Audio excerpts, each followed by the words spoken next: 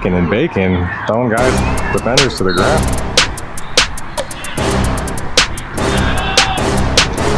Oh, that's a tight. Staying in.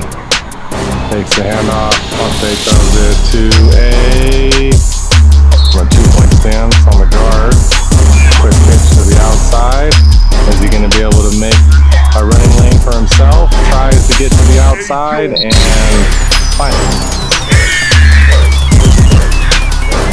Low snap.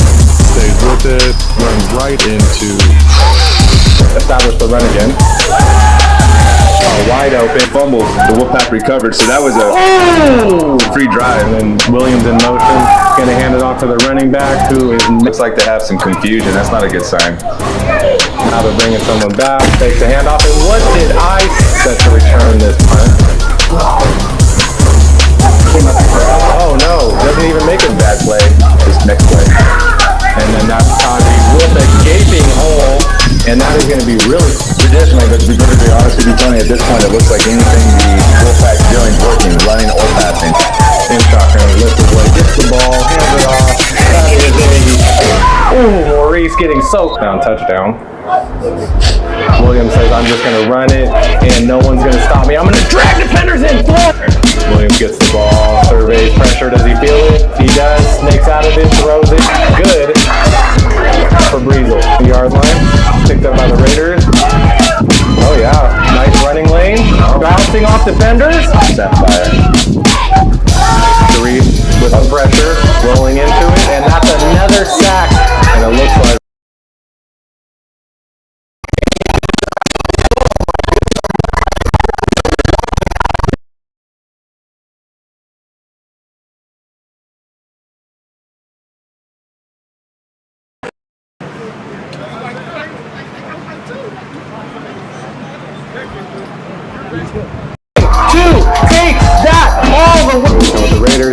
5 yards. Are they able to get another first down? Pressure, gets it back, and that is going to be interception going the other way. Eugene Dawson. Eugene Dawson is going with plenty of time to get this ball.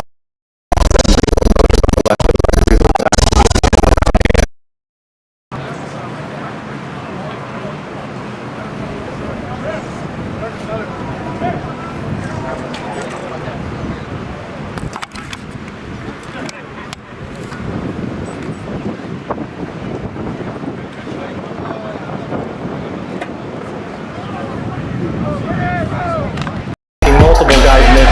You're in a foot race with a Lamborghini and you are not going to do it. That is going to be a touchdown. Make something happen there, Raiders. Make something happen. Oh, it came out. I think it went out of bounds. And it looks like Worthy Sr. picked it up, but are they going to say he picked it up? Oh, inbound. I got it. Yeah, I don't know if you're noticing, Tony, but the name we're saying the most today, Worthy Jr., Worthy C. Sees the pressure, he feels it, gets it. So he's going to dump it across the middle. Worthy Jr. making up here. They're going to run it. Williams is going to drag a defender for about. Looks like he's going to be rushed out of it. Throws back to the middle. In the defense, trying to find the hole, gets the ball, has pressure in his face, gets up out of it. And that is going to be hurry up offense right here for the Wolfpack, going up the sideline. Good throw up window and throw it away as Worthy gets his second touchdown. This one off right down the middle through the hands, and that is going to be a quick pitch. Barkley again with another one, making defenders fall off of him, and he's staying on his feet. Finally going to Junior's going to be far out to the left by himself. Taji's going to get that, and Taji is going to run up to who it rolls to his left. Says, hey, I'm just going to keep this one. Ooh. And our offensive line is going to block for 2 seconds, and they're not. He has an inch to take it. He will, sir. Ooh, Terry Robinson reading. Oh my goodness! He needs some milk! Over to Nico. Nico's going to get it. He's going to let it fly. And he does. I like what I see right here. Junior by himself. And we don't even look Junior's way. And that is going to be a catch. Quad formation, so I'm sure they'll come back to it. Little movement early. No one calls it. Titus says, I'm going to make it happen again. Make one defender miss. Get a great block. And does on this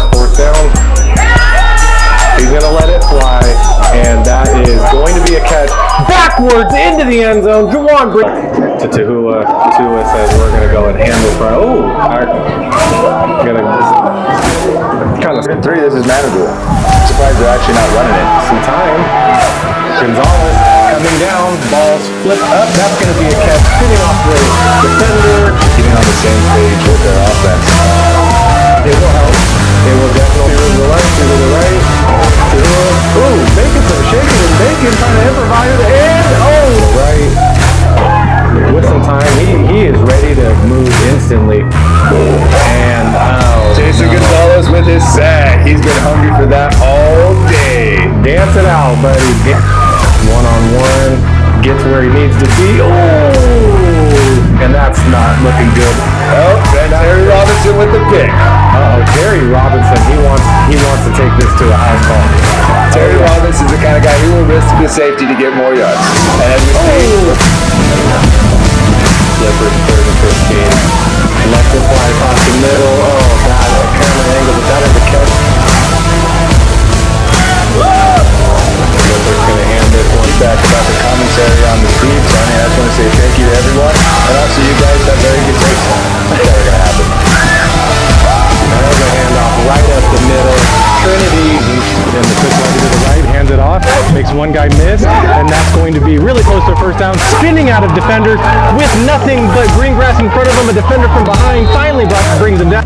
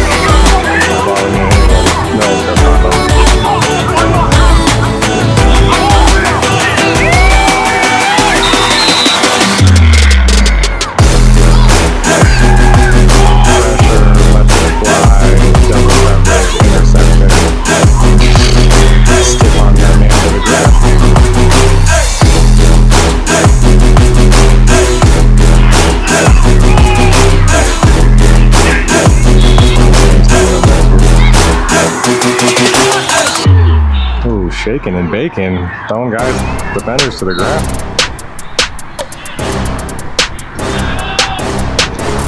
Oh, that's a tutty. Staying in.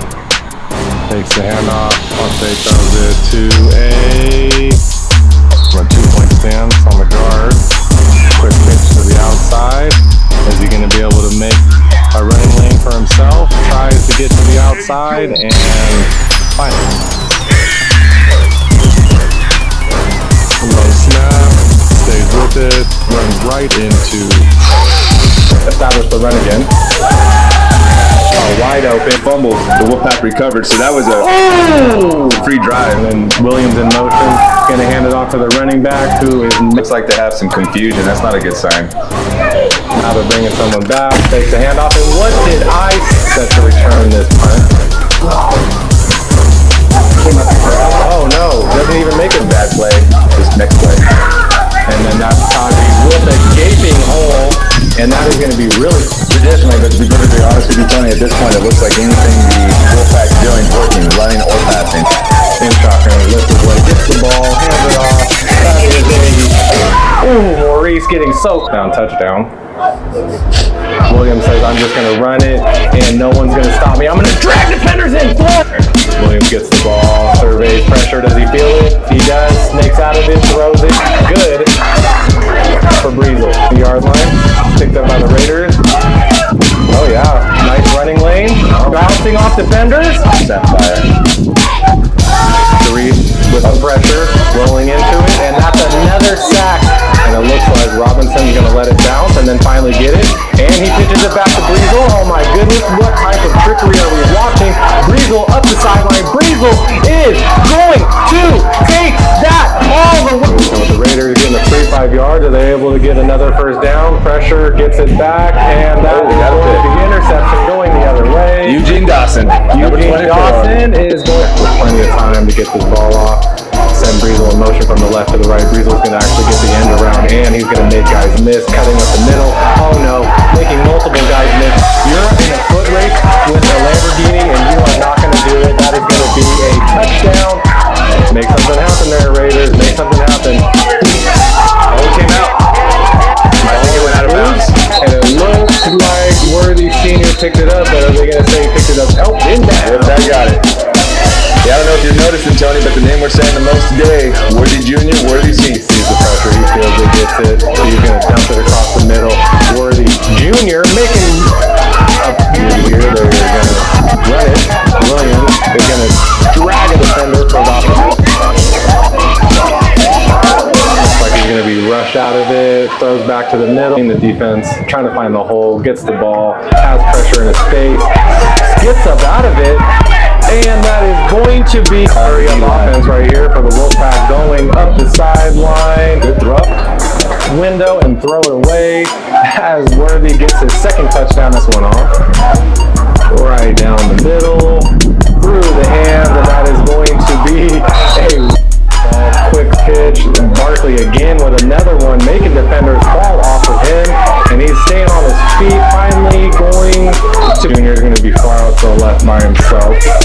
Taji's going to get that, and Taji is going to run up to who rolls to his left. Says, hey, I'm just going to keep this one. Ooh. And our offensive line is going to block for 2 seconds, and they're not. He has an inch to take it. He will, sir. Ooh, Terry Robinson reading. Oh my goodness! He needs some milk! Over to Nico. Nico's going to get it. He's going to let it fly. And he does. I like what I see right here. Junior by himself. And we don't even look Junior's way. And that is going to be a catch. Quad formation, so I'm sure they'll come back to it. Little movement early. No one calls it. Titus says, I'm going to make it happen again. Make one defender miss. Get a great block. And does on this fourth down. He's going to let it fly. And that is going to be a catch. Backwards into the end zone. Juwan to Tahua. Tahua says, we're going to go and hand this right. Oh,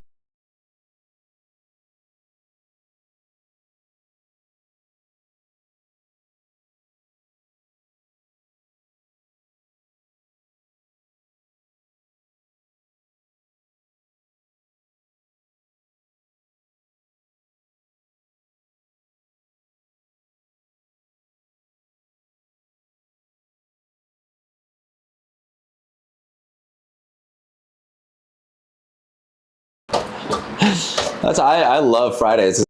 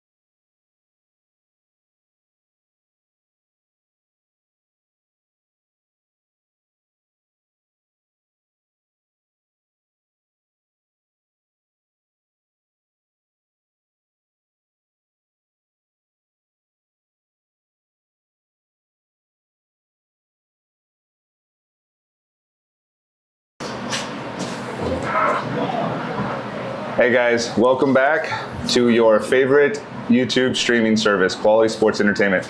It's Saturday, April 27th, 2024. We want to welcome our new friend, Blake Aiden. He's going to be doing the color commentating for us. Today, though, we have a battle of the goods of this league. Both teams have only one loss each. The Wolfpack is 3-1, the Rogue is 4-1. An interesting little take. Last year, the Wolfpack played the Buckeyes and this team in the championship. And this team beat the Buckeyes this season in a really close, fought-out game by 2 points. So we're also looking forward to another little twist. Both of these teams today, though, have their backup quarterbacks playing. Both very competent, capable guys, but it should make for a good turnout. Blake, you have anything to say? Yeah, very big game ahead of us. I think watching them warm up, having these practices, there's one word that comes to mind, that's focused. When you have two good teams, it comes down to matchups. It comes down to every player needs to be doing their job. If you have one slip up, that could be the touchdown that loses you the game. So it comes down to details. All right, guys, and with that, we're going to get to kickoff here pretty soon.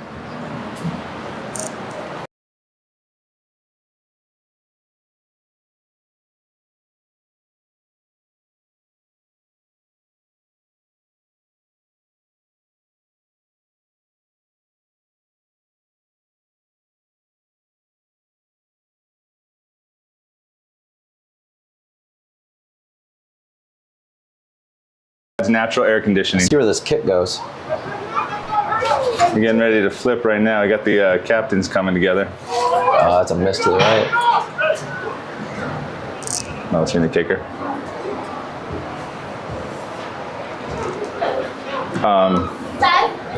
Blake, you might want to scoot a little bit. Can you see this? Okay. You know, why don't we switch over here? You stand here so you can see this better. And by the way, they can hear everything we're saying.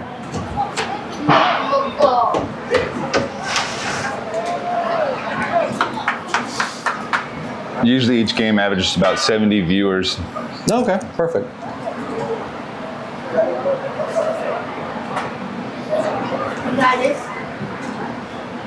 There's Scott Thompson giving Nico Lippert, starting quarterback of the day, the hug.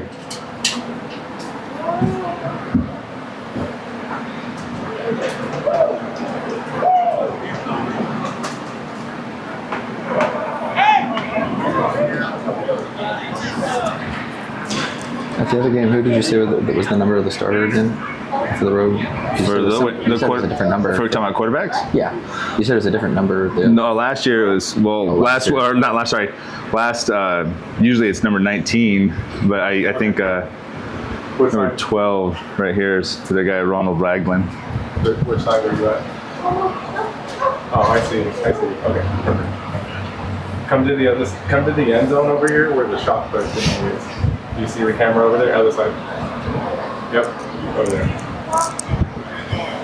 I'm gonna go the end. We're just fucking lost, nigga! If that ain't enough to get your niggas blood, I don't know what. And for those who can hear, we have a pretty good sound system and enjoy colorful words. They're talking right now. The Wolfpack is in their huddle, getting in the game mode. Last game that they had 2 weeks ago was against the North Bay Rattlers, and they lost 6-20. That was the Wolfpack's first loss of the season.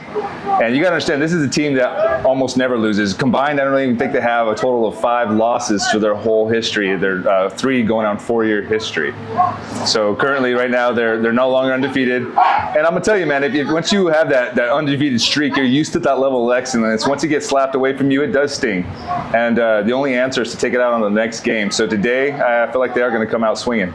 Yeah, I'll have to agree with you on that one. I mean, yes, you do have the sting with that loss, but watching them kind of hype each other up, watching those warm-ups, you see a lot of confidence still among this team. And Wolfpack is one of those teams where it has a positive energy about itself. They know that they're good. They're not worried about it. They say, you know what, let's go ahead. We're going to forget about that loss last week. Let's learn from the things that we may have not gone to where we needed to, and let's fulfill it into this game.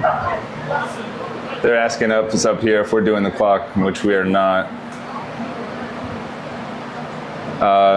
No.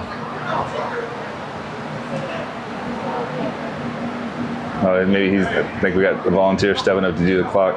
Yeah, perfect analysis though, Blake. Couldn't agree with you more, man. One thing I do like about Wolfpack is they have a lot of bite, man.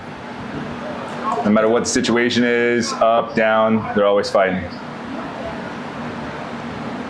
What do you think is the main thing that they're thinking going into this game? What do you think is the game plan to be able to say, this is our strength going up against the Rogue? Maybe these are some things that we need to be avoiding. Great question, Blake. To answer that, I would say that the Wolfpack is just a talented, in-depth team, man.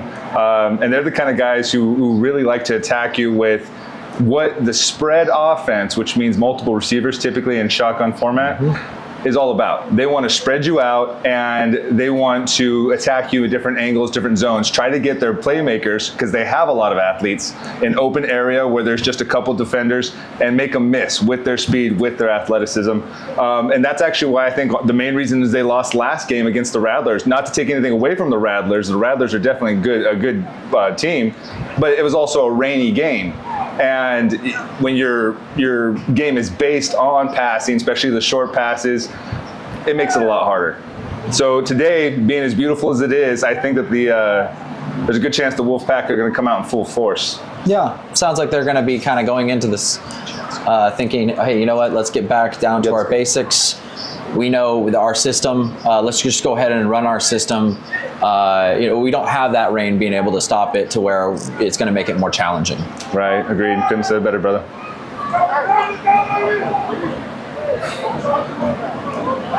Okay, so they just had the flips the coin. Did you see? Were you paying attention to see who's getting the ball first? I didn't. I think offense. I think the Wolfpack is receiving the ball.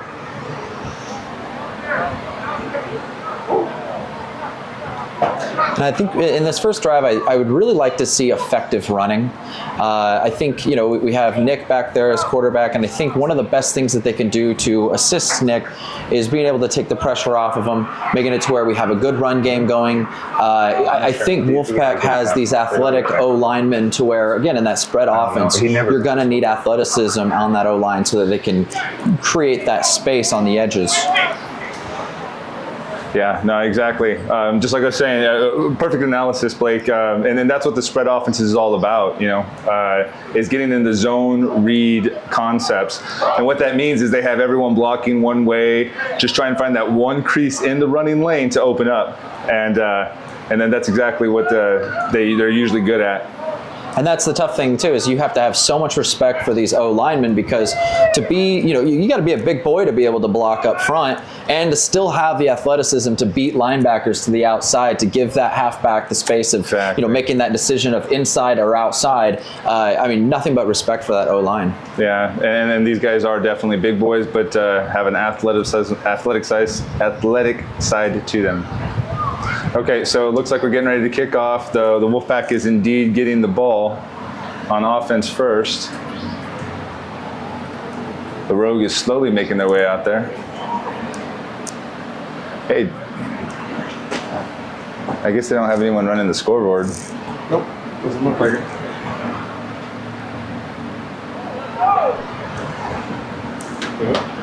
Is that good to go? Oh yeah. All right, guys. Hey, a little twist, by the way. Tony Allen, who is the CEO of Quality Sports Entertainment, he's also our camera and graphics man today. We have a little treat for you. We're going to be having another cameraman, Winnie the Pooh, who's going to be on the ground, is the nickname for him, and he's going to be on the ground getting the shots in. We see him right over there. There's our Mr. Pooh Bear, John Bush, Winnie the Pooh. And he's also my cousin.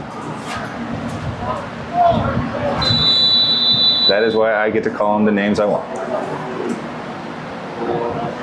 All right, so we're getting ready for kickoff, number 10 of the Rogue.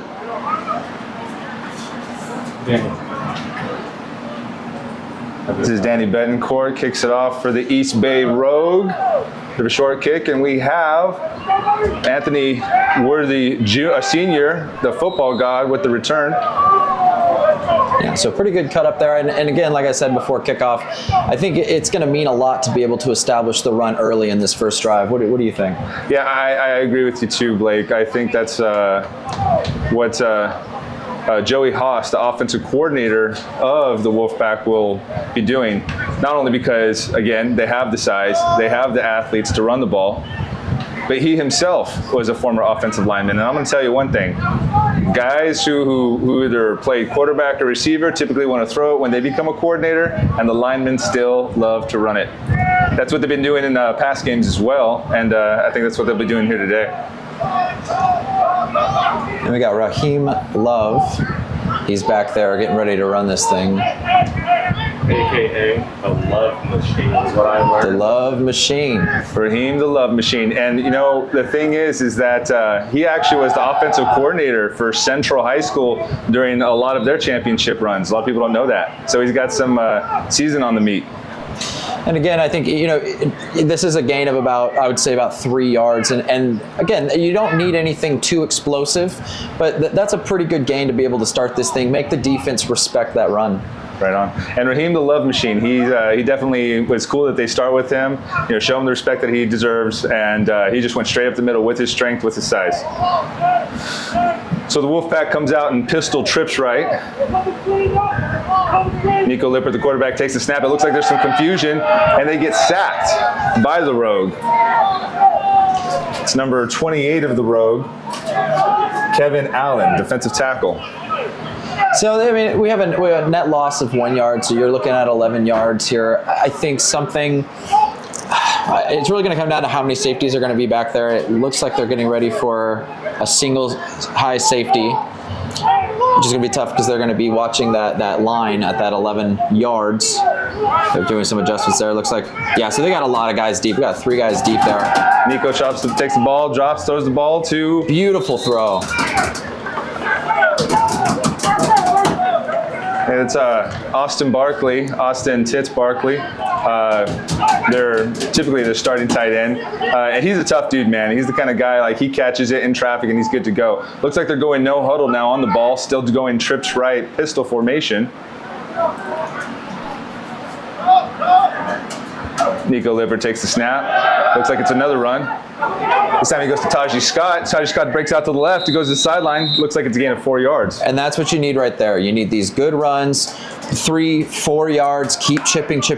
And when you need that 11 yards, which I want to go back to that first down, so much respect to Nick on that throw because, wow, what a read. I mean, the defense knows that you have to throw it. They know the line that you need to get to be able to make the read right in between those 2 linebackers. Very impressive. Indeed. So now they're going again. Looks like no huddle. Takes it from trips right pistol. Nico Lippert looks to the left, and he drills it to Anthony Worthy Jr., Anthony the Ant-Man. Nick came to play. I mean, what a drop right over the DB. It looked like a cover 2 defense. That corner staying right underneath the receiver, able to slip right past him. I mean, it's tough because if you're a little bit too high on that, if you don't give enough of a bullet there, that safety's going to grab it. If you give too much power, the corner's going to be there. So, beautiful throw. Well said, and honestly, amazing catch by the Ant-Man, which doesn't surprise me. All right, so they go back to trips, pistol, and then just dive up to the middle. Looks like they are losing a yard, though. Taji Scott with the carry, and looks like they lost 2 yards. That's all right. You know, I think they went up to the line and they had already decided, you know, it doesn't really matter where the defense is going. Let's just keep running, you know, throughout this drive so that, again, you want to remind the defense, we can still run it, right? So you don't just back up. Right. Don't just pin your tails back. Be ready for the run as well. Well said. So it looks like they're staying in this no-huddle pistol formation concept, Blake. So Nico snapped over his head. He's dropping back. He just falls on the ball. Yeah. Number 17 of the Rogue, Matanji Tonga, was there for the sack. That's officially what's going to go down as a sack for Matanji.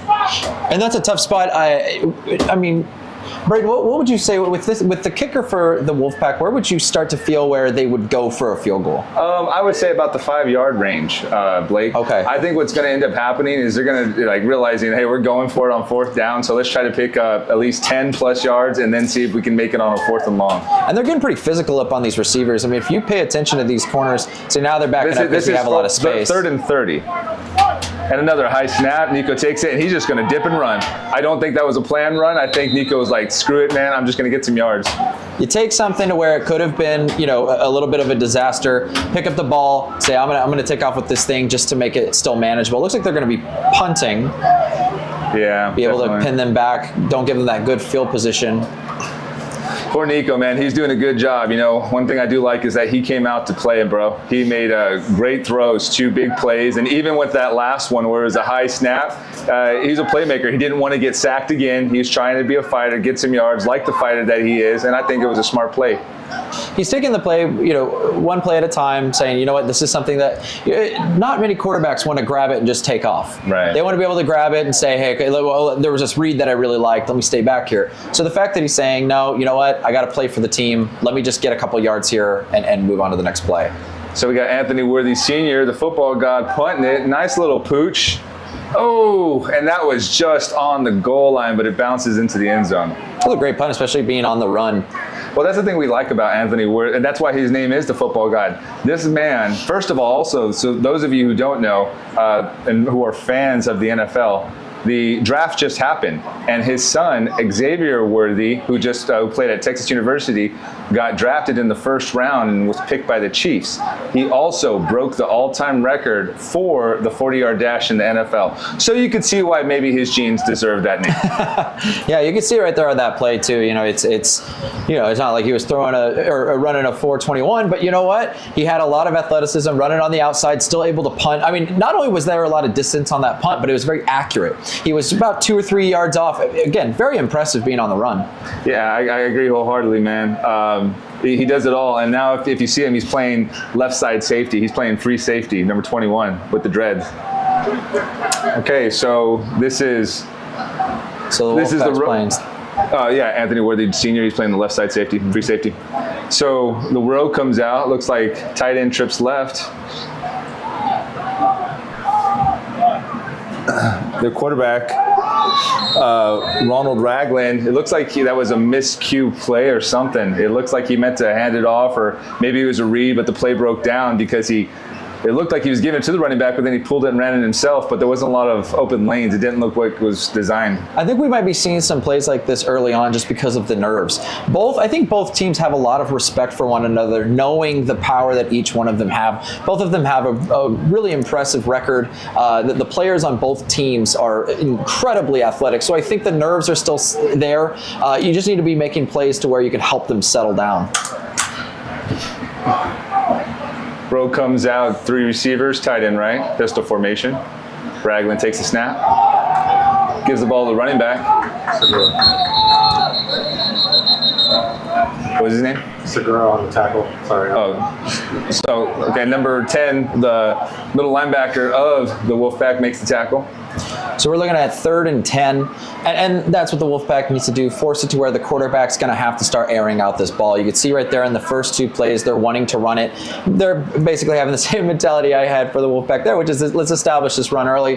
Wolfpack shuts them down and says, no, you're going to have to go ahead. You're going to have to throw it against this defense if you want to beat us today. So this is actually their backup quarterback. Like we're saying, this is battle of the backup quarterbacks, but they're both solid guys. You saw Nico play, and right now we're seeing Ronald Ragland of the road play, and he's probably going to have to throw on this down. 3rd and 10, Ragland takes a snap, drops back, escapes left, looks like he's about to fall, and he does get sacked by number 5, the big LaQuise Taylor. LaQuise Taylor cleaning up that play. I don't know if you noticed, but those edges did a great job containing. I think the athleticism of Ragland, he's 6'3", he's 190 pounds, so he's a light boy. You could tell right from being this far back, he's incredibly athletic. You can see right there from that run. So I think Wolfpack, great job containing. I think we just need to continue cleaning it up, and good thing that Taylor was there to be able to clean it. Let me know when we go to commercial. Can you see how many we have watching right now on YouTube? Is it over there?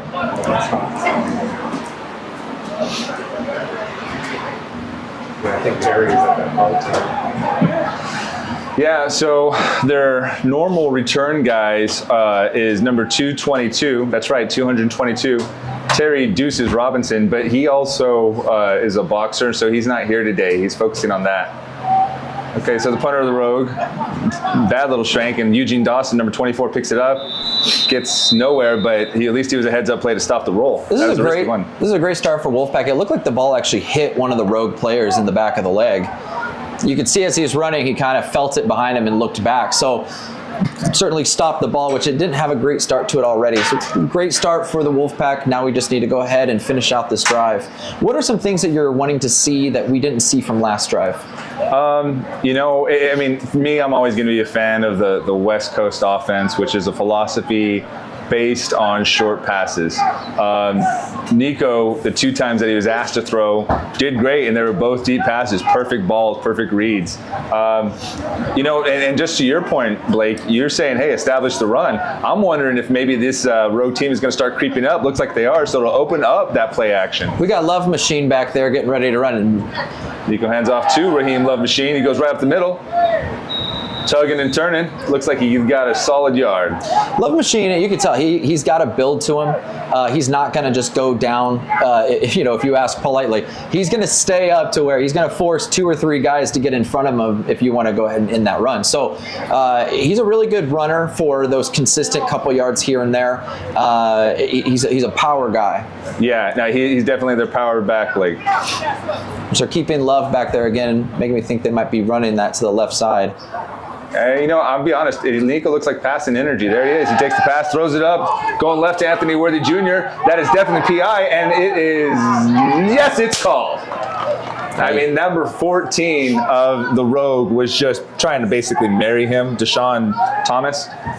And that was great awareness by Ant-Man, being able to turn around. The ball was a little bit behind him, but he was still able to be aware enough to turn around, still go for that ball. Well said. You know, and that's what's so, dude, I'm going to tell you this, man. Wolfpack has the best players. They have the best receivers. You got Jawan Breezel on one side, number 2, and you got Anthony Worthy, the Ant-Man, number 1 on the other side. I feel sorry for these defenses. I don't blame that guy for doing a little PI because he was scared to get beat. It already happened to him once. Yeah, again, Ant-Man having that awareness, it would worry me as well. Is that because I mean that's a tough thing to be able to run at full speed and you know have to slow down, turn around, have the DB on your back. I mean that's still, even with the PI, that's an impressive play by Ant-Man. No doubt.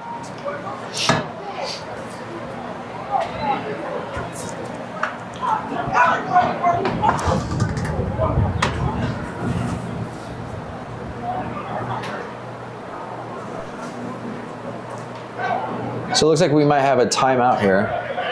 End of the quarter, I think. I could be wrong. But he was like he's calling coaches to the middle. Okay. Yeah. The Love Machine needs to get out there. What a great start to the drive. I think while we have this break here, we can kind of talk about the rest of this drive. We're looking out on the 15-yard line. This is something I would really like to see Love stay back there, because I think if you can continue powering through with the short amount of field that you have, he's a guy where in tight quarters he can get it done. No doubt. He definitely, if nothing else, he's back there. They know that they're going to have to bring the full force. So I would also say the play action might work out if they end up going that. So it does look like the coaches of both sides are talking about something.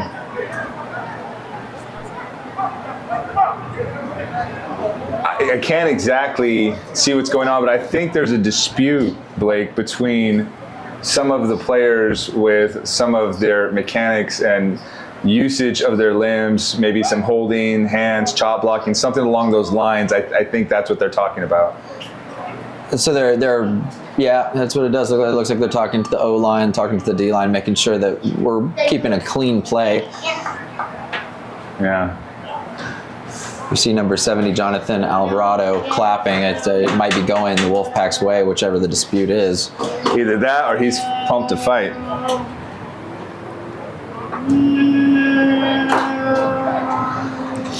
So, Nico Lippert, though, he's doing a good job. And is it just me, or with that red jersey, number 16, I think of Shane Falco of the Washington Sentinels in the classic replacements game? Yeah, and he's got the poise, Falco, being able to stand back there. Yes, I mean, this is a defense where they have 3 or 4 DBs with multiple interceptions. This is a really big spot for Nick to still, knowing that the DBs have that talent, being able to step back, throw in between linebackers, throw in between a cover 2 corner and safety. He's making some really impressive throws so far, and he's not letting that pressure get to him. No, he came to play. Yeah, he even before the game, Blake, I saw this guy warming up, and he had a solid warm-up, man. You could just see the look on his face, no fear. He was ready to have some excitement, and he was brought to the field today so far. One thing to note, guys, that left wideout right now we have X, which is Javonte Williams. He's been on the roster, but he's actually been healing from batted down. He's been healing from a hand injury last season, and actually I think they did a quick little play action right there, Nico did, and I think he was trying to throw the slant to Javonte Williams, but D-line was there in their face. I'm gonna tell you, man, former quarterback, that is one of the suckiest plays, because you're like, all right, I made the read, I'm getting it there, boom, and your dreams are just basically shattered in front of you. But that's why what makes football so amazing is that every guy has their spot. Every man that's touching turf right now, they have an important role in every single play. So you got to have the trust in the guys around you to be able to do what they need to do. Okay, so Nico has the ball. He hands it off to Raheem the Love Machine. This time they go to the right side. It looks like they got a gain of 2 yards. The marker says 2nd down, but I believe it's 3rd down. Because we had the batted ball on 1st, we had that run there on 2nd, so we're looking at 3rd and about 8. I want to see Nick be able to kind of throw something there in the middle. They're going to be watching those outsides because he's got those really impressive wideouts outside. I want to kind of see if he can wiggle with some of this middle room here. And with single safety, that typically means cover 1, cover 3. So Nico takes the ball, throws it to the outside, and it looks like it was a miscommunication. Looks like the receivers and the quarterbacks were not on the same page. And you even see right there, Jawan Breezel, number 2, the right wideout's tapping his chest saying, that's me, that's me. I thought I got it wrong. He got the route wrong. Yeah, and again, it's every guy has their spot, and I think that's a lot of sportsmanship to be able to look back and say, hey, you know what, my bad, let's take this into the next drive. And I know that the Wolfpack didn't go the same amount of yardage so far in this drive, but you could see that they're much more comfortable than they were in that first drive, and you could see that, again, that poise coming through. So we got 3rd and 10. Nico takes the snap. Quick throw to Jawan Breezel for a quick hitch. It's like a gain of 4 or 5 yards. Gain of 4. So we got a 4th and 6. I don't know how. 4th and 5. Yeah. I don't know how we got an extra down there. I don't know. Okay, so we're at 4th and 6th.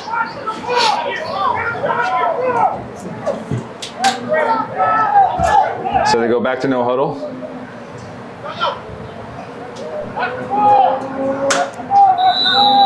And it looks like we get a timeout. Timeout, Wolfpack. Do you think they're considering going for the kick, or do you think they already know they're going to go for it? Okay. I think they're definitely going to go for it. This is one thing, is that the Wolfpack, as talented as they are, they don't have the greatest depth in kicker. It's always one of those specialty positions. To be real with you, a lot of times if you're a kicker, that's all you do. But they have their athletes stepping up where they can, but not really a set game. The best they're going to get is like a PAT, so 5 yards and in. So they're definitely.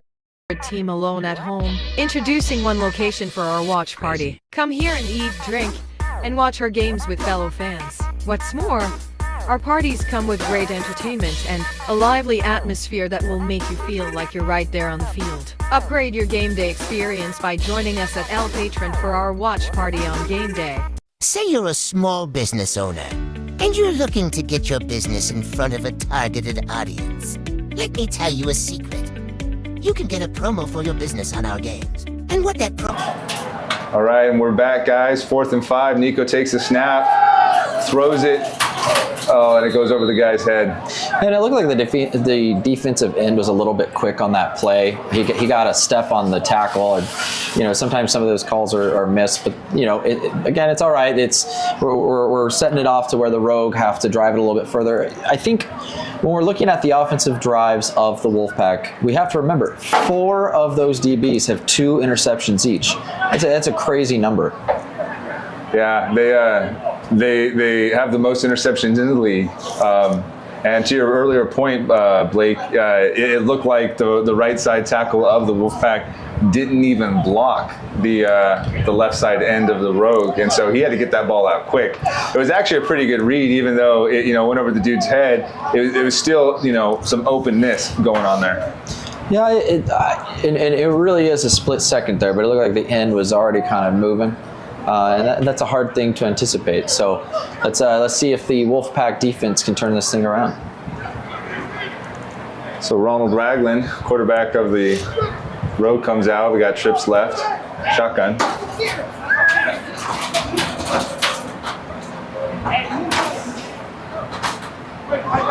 Hands the ball off to number 13. George Evans. Ronzel Fox. Ronzel Fox. Perfect name for a running back. I think Wolfpack's D-line is doing a really good job being able to make sure that they can't run up the middle.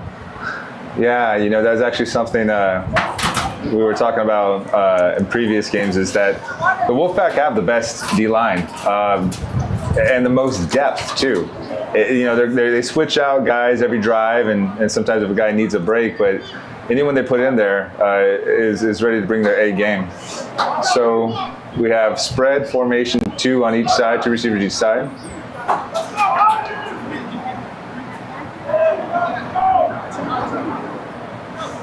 Ronald Ragland takes the snap, drops back, steps up, shifting around the pocket, and he looks like, and the ball comes out. Is that a fumble or a throw? It looked like a throw to me. They're calling that play dead, so it's looking like a throw, an incomplete pass. But just as you're talking about that defensive line, Wolfpack have had a really strong D-line. Jason Gonzalez is the one that was able to rip through and make that play, but the entire D-line has been really impressive the past few years. That's right. Pennywise, number 85, Jason Gonzalez, did put the pressure on, and he was close to making a sack. To be perfectly honest with you, they could have easily just called a fumble. Right there, Ragland, the quarterback of the Rogue, took a risk by throwing it because it could have been seen as a fumble. But Pennywise, he cracked down on him. So coming back out of spread, we got 3rd and 10. 2 receivers each side for the Rogue. 3rd and 15, my apologies. It looks like we get a false start. Right tackle of the Rogue, number 71, Jared Bronson. This D-line, just as I want to keep talking about this D-line real quick, is that they did a really good job being able to contain those edges, knowing that Ragland, the quarterback of the Rogue, is a crazy athlete, being able to keep him in that pocket. Great job by the Wolfpack. So it's looking like that was actually encroachment, which was done by Jason Gonzalez, Pennywise, number 85, the guy who actually put the pressure on the play before. He got a little antsy there, and so that made number 71 of the Wolfpack jump, and so there's a penalty against him. We're looking at 3rd and 11. Ragland takes a snap, drops back. Immediate pressure, and it gets picked by number 10, the one and only Edgar Segura, who's running to the goal line, and he gets in for the touchdown. There it is. Great play. A great play, just being able to sit there in the middle, and he was able to read that quarterback's eyes before the ball was even out, putting himself in position to make that interception, able to power through his tacklers. Great start by the Wolfpack defense.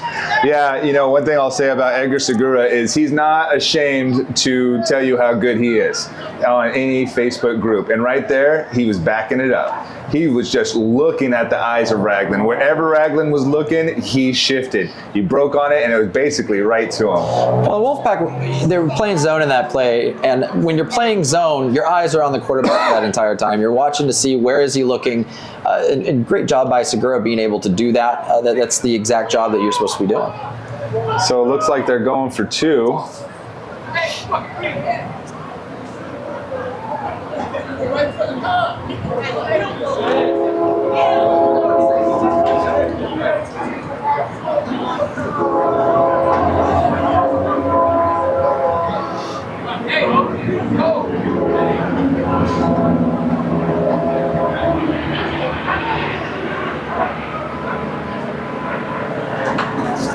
Ooh, someone's talking shit on your best D-line comment.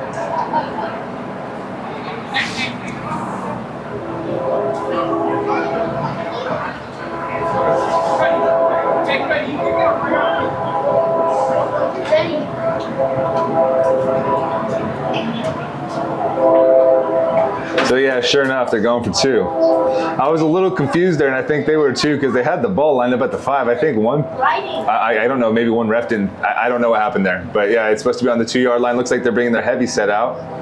You get DeJuan Redmond as the quarterback. Fakes like he's going to hand off, then takes it and runs it in himself. And a loaded Wildcat offense. That was a great play. Nice little read there from number 11, Joel Smith, or DeJuan Redmond. Yeah, you know, DeJuan Redmond Jr., he's an all-around athlete, man. He'll play just about anything. Yeah, he's played some Wildcat quarterback, and he's also played some tight end, receiver, linebacker, D-end, and in this team he actually plays safety. So it looks like that's a new package we haven't seen before. Tony, have you seen that before? No. Heavy set Wildcat. We have to call that the Wild Tiger or Wild Lion, though. Wild Wolf. Well, you know, he's actually a coach at Edison High, so I'm thinking Wild Tiger. I'm going to let that camera run for a second. Mac needs to go get his water. So, just, you know what I mean? Okay. Here for a second. I'll go get it. I'll just go get it.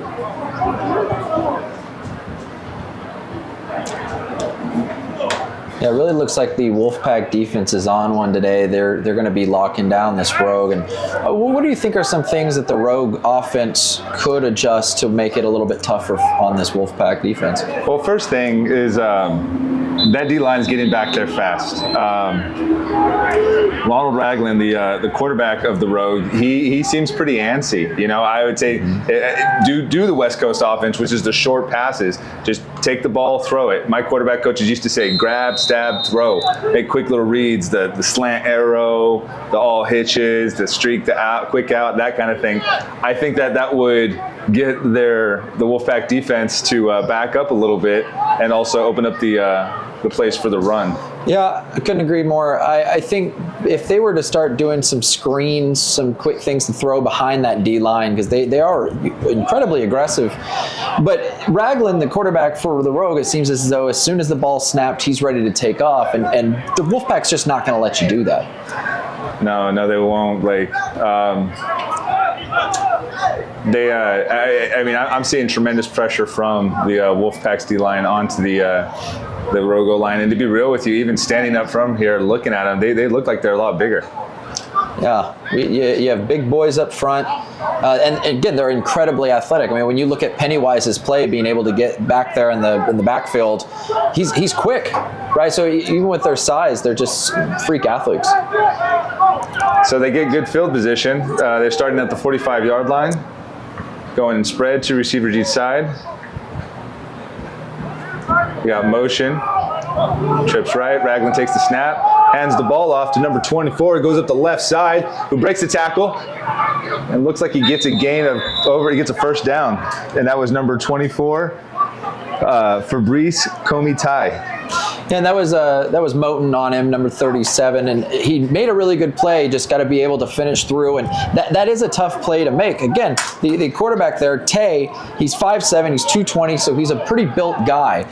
That's a tough one to wrap up, but the fact that he was able to put himself in position, you just got, like I said in my introduction, this game's going to come down to details. You can do 9 things right, but the one thing that you don't have perfectly right, it can break off to big runs like that. Yeah. Fabrice really brought the heat there, man. Like you said, he's short, but he's stacked, so he's got some power behind him. So the Rogue come back out and spread, 2 receivers each side. Ragland takes the snap, play action. Now he's moving around, running around the pocket. And he checks down to Fabrice, number 24. Yeah, that's a tough thing. Raglan, again, when he's calling hike, he's already on the move. So when you're containing, it's harder because as you're containing, it's making it tougher to create that pressure because you got to work yourself out to the outside. And so it bought him a little bit more time there to wiggle around and find the open guy, which is running back made a really good read of cutting upfield and, again, sneaking behind the D line that was rushing towards his quarterback. Would you say that Raglan is this just his style, or do you think he's a little more rattled? I think it's his style. I think because Raglan seems like he's incredibly fast, and not only has he got a top speed to him, but he's quick. Again, as soon as he's calling hike, he's out, and he's pretty far away from where he started. Knowing how athletic he is, he's using that as a weapon to make his game even better. Rogue comes out in pistol formation, heavy set pistol to receiver G's side. Got play action from Raglan. He's moving around the pocket again. He goes to leave, and it looks like he gets hit, almost sacked, but he's taken down just ahead of, nope, that is behind the line of scrimmage. That is a sack by Nick Morososa. No, I have to correction, he did gain a yard. Yeah, so we're looking at 3rd and 1, and even if they don't get this 3rd and 1, they're going to go for it on 4th. So this is a tall ask on the Wolfpack defense to be able to hold them on 2 downs with just 1 yard to go. So what do you think? They think they're just going to, third and short, 3rd and 1, run? Is that what we're expecting? Well, I would say you got to load the box. The Rogue have already shown you that they want to run it. That's their first go-to. Yeah. So load the box. It's going to create a little bit extra pressure on your corners, but the Wolfpack corners can take that pressure. Wolfpack comes out 2 safety still. Only 7 in the box, but the outside backers are... So we might be looking at a false start. Outside backers are on the edges of the D line. So... Whoa. Oh. I was about to say, there's no way. So it looks like we got a false start on the Rogue. Those 5 yards are big. It's now 3rd and 6. Looks like it was false start on number 71, Jared Bronson. He was actually the one who moved earlier when Jason Gonzalez-Pennywise crossed the line. But this time, the penalty was on him. Now we're talking about big man. The gentleman that just had the false start standing at 6'8". Really big man. Just kind of let that play get away from him for a second. 3rd and 6. 2 receiver G side. Raglan takes a snap. He drops back. Looks right. Looks left. Looks right again. Now he's running left. And number 12, Brandon Garcia, putting the pressure on him. He throws it away.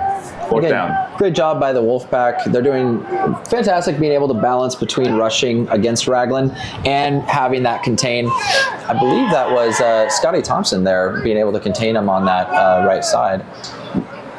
That was actually Brandon Garcia. Okay. All right, so Pennywise. No? Oh. Number 12, Brandon Garcia. But I'll tell you this, Brandon did a good play there, and actually he's a backup, though. He's not a starting DN, but he brought a lot of pressure there. But if he keeps making plays like that, we do have to give him a nickname.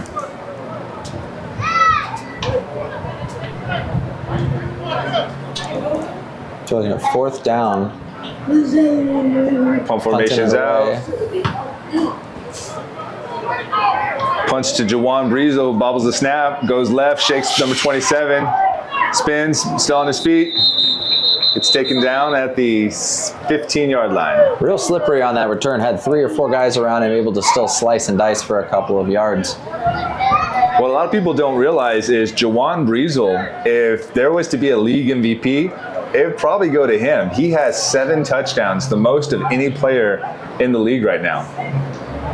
What do you think is the skill set that he has that gets him those 7 touchdowns? Is he just an over-top guy, or does he get that space by his quick cuts? I'm going to say everything. He is an all-around rounded athlete. If there's anything that, I mean, he's not the tallest guy, but he's not short. He's like 5'10", but he just good hands, good routes, good moves.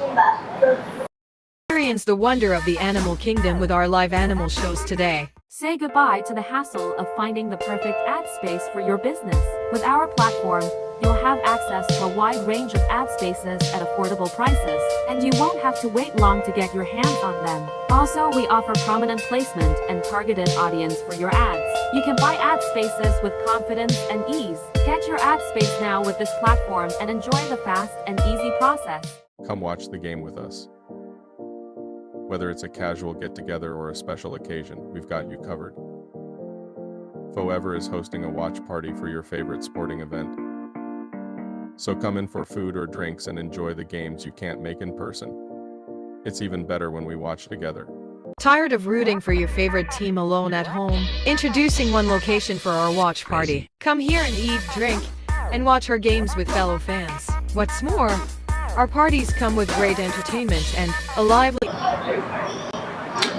Tell me when we're good. You're good. Okay, and this is 1st and 10 for the Wolfpack. They're starting from their 15-yard line. They're coming 2 receivers, pistol formation. And what is the pistol formation, Blake? So the running back's going to be standing directly behind the quarterback. It's going to make it to where the running back can either run left or right. There's no leverage either way, so it makes it tougher for the defense to read the run play. And he hands the ball off to number 13. Maurice find the crease McCain, who's taken down for a loss of 2. And for those who don't know, Maurice was actually the starting running back for the Wolfpack in the first couple games, but he actually went out with a knee injury, but it looks like he's back today. Yeah, he's got a skill set that's a little bit different than the other halfbacks. He's a lot quicker, much better on those outside runs. McLean is just, he can beat you to that outside, so he's good for those type of plays. 2nd and 12, Nico takes the snap. Looks like a quick screen to Juwan Breezel, gets a couple. Looks like we're going for 2nd and 8 now. 2nd and 7, he got 5 yards. Or sorry, 3rd and 7. He got 5 yards though. There was 2nd and 12 before. And Nick has already shown, the quarterback for the Wolfpack has already shown that he's not razzled with situations like this. He can still deliver. He can put the ball exactly where it needs to be to get that first down. Yeah, I would say Nico is really doing a good job all around today, Blake. He had one throw that was a little over the guy's head, but he had no one blocking on the right side. He had to get rid of the ball. It was 4th down anyway. Other than that, though, all his throws, man, have been on point. So at 3rd and 7, Nico takes a snap, looks left, quick throw. Austin Barkley with the catch, and we got a 1st down. And looks like the Rogue is trying to fight to say that is an incomplete pass. We'll see how this one goes. Yeah. And they're saying a completed pass. So that's going to be 1st down for the Wolfpack. And the great read there for Nick is that they were blitzing on that side. The linebacker, before the ball was even snapped, I was kind of looking at it thinking, that's really a weird look for the defense in this kind of situation. The linebackers were all right up on that D line, including the linebacker of that side. So Nick, being able to read that linebacker is not going to be in position, was able to complete the pass. And I'm not surprised. This is an all-around athlete. He played quarterback in high school. A lot of guys who played semi-pro can't say that. Actually, all the quarterbacks for the Wolfpack can, though. And I would say that was a good read. Just like you said, he recognized the coverage, got the ball out quick. Pistol formation, hands the ball off to Maurice McCain. And it looks like we're down back at the line of scrimmage. 2nd down. And the Rogue, again, this is back-to-back plays, that their defense is really loading up that box. They're right up on the D line. So it looks to me like they are challenging the Wolfpack to attack them on the outside. I'm going to agree with that, Blake. We'll see if they continue with that trend. They are stacking the middle, aren't they? Mm-hmm. I think maybe they can go a little zone read, pitch option, something like that. 1st and 10, spread formation. Come on, shotgun this time. Oh, looks right, and he throws to number 20. Gets intercepted by the Rogue. Drock Calvin, the DB.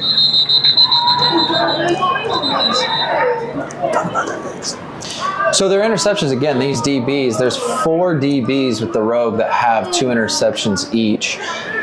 This defense, they are a turnover machine. As you can see right there, they know where that ball is going to be going, and they're ready for it. When you're a DB, it's a hard thing to remember that your job is to be attacking the ball when it's coming in your direction, and the Rogue do a really great job at doing that, which I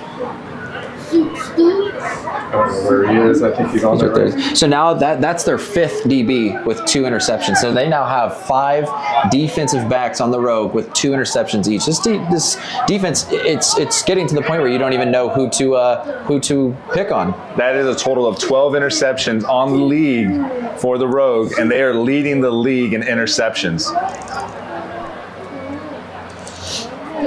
I bet you, I wonder if like the DBs themselves are having like a little competition for who gets the most. You know they are. You know they are. These guys are very competitive through and through. They love each other like brothers, but of course there's that little competition I would imagine is between them. One thing I really like about this league, Mario Helo, the owner of the league, the president, he's made the most, arguably the most developed and now farthest expanding league in the whole state of California, and bringing these Bay Area teams in, like the Rogue, the East Bay Rogue. A lot of people don't realize that, dude, Bay Area, they got some ballers, man. I mean, that's where Julian Edelman, Tom Brady came from.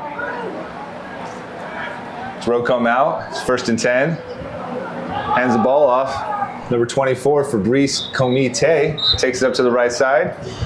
And looks like a gain of 5. That was probably their best run of the day. So that says a lot on how well the Wolfpack defense has been able to stop this run. Having 5 yards be their longest run of the day, it's impressive. And we're going to shout out from the Terry Deuces Robinson. Let's go, Pack. They're up right now. 8-0. 2nd and 5 though for the Rogue.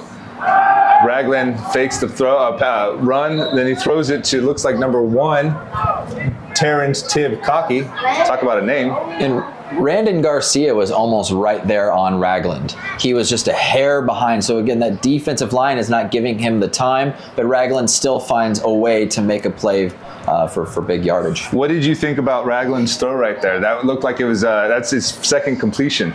And this is something that you had brought up earlier, is that Ragland seems a little bit more razzled. That play didn't scream razzled at all. He didn't look like the heat was on him. He stood there cool as a cucumber, fired right up the middle of the field. Agreed. 1st and 10, Rogue. Hands the ball back off to Fabrice Comite. Goes to the left side. Looks like they get a gain of 1. 2nd and 9. So who would you, what do you think would be, what do you think's working so far for the Rogue? For the Rogue, it's Ragland scrambling around, finding guys that are open late. Again, that's a tall thing to be able to do repeatedly because of how well the Wolfpack's D-line have played all season. But Ragland has shown that he can do it. He's done it a few times now, that he'll scramble to one side and a guy gets loose. So I think if the offensive tackles on the Rogue can kind of, punish the Wolfpack and allow Ragland to do that on a more consistent basis, this game could get a lot tighter. Ragland takes a snap, looks around, and gets taken back down by number 12, Randon Garcia. And there's the thing right there that's been working for the Wolfpack. It's that D-line. They're putting the pressure on. They've been able to kind of punish through that O-line. And again, I can't say enough good things about this Wolfpack D-line. They're a unit that seems to trust one another. They are kind of hyping each other up. They're kind of a team of their own, where they're very supportive of each other's skill sets. Couldn't agree more, Mr. Blake. Even when they had the turnover just now, it looks like the Wolfpack, though, they came out to fight still, man. They're getting knocked down. Even after Ragland picks up that first down with that quick little seam, they're still bringing it. We get 3rd and 15. Coming out and spread, 2 receiver each side.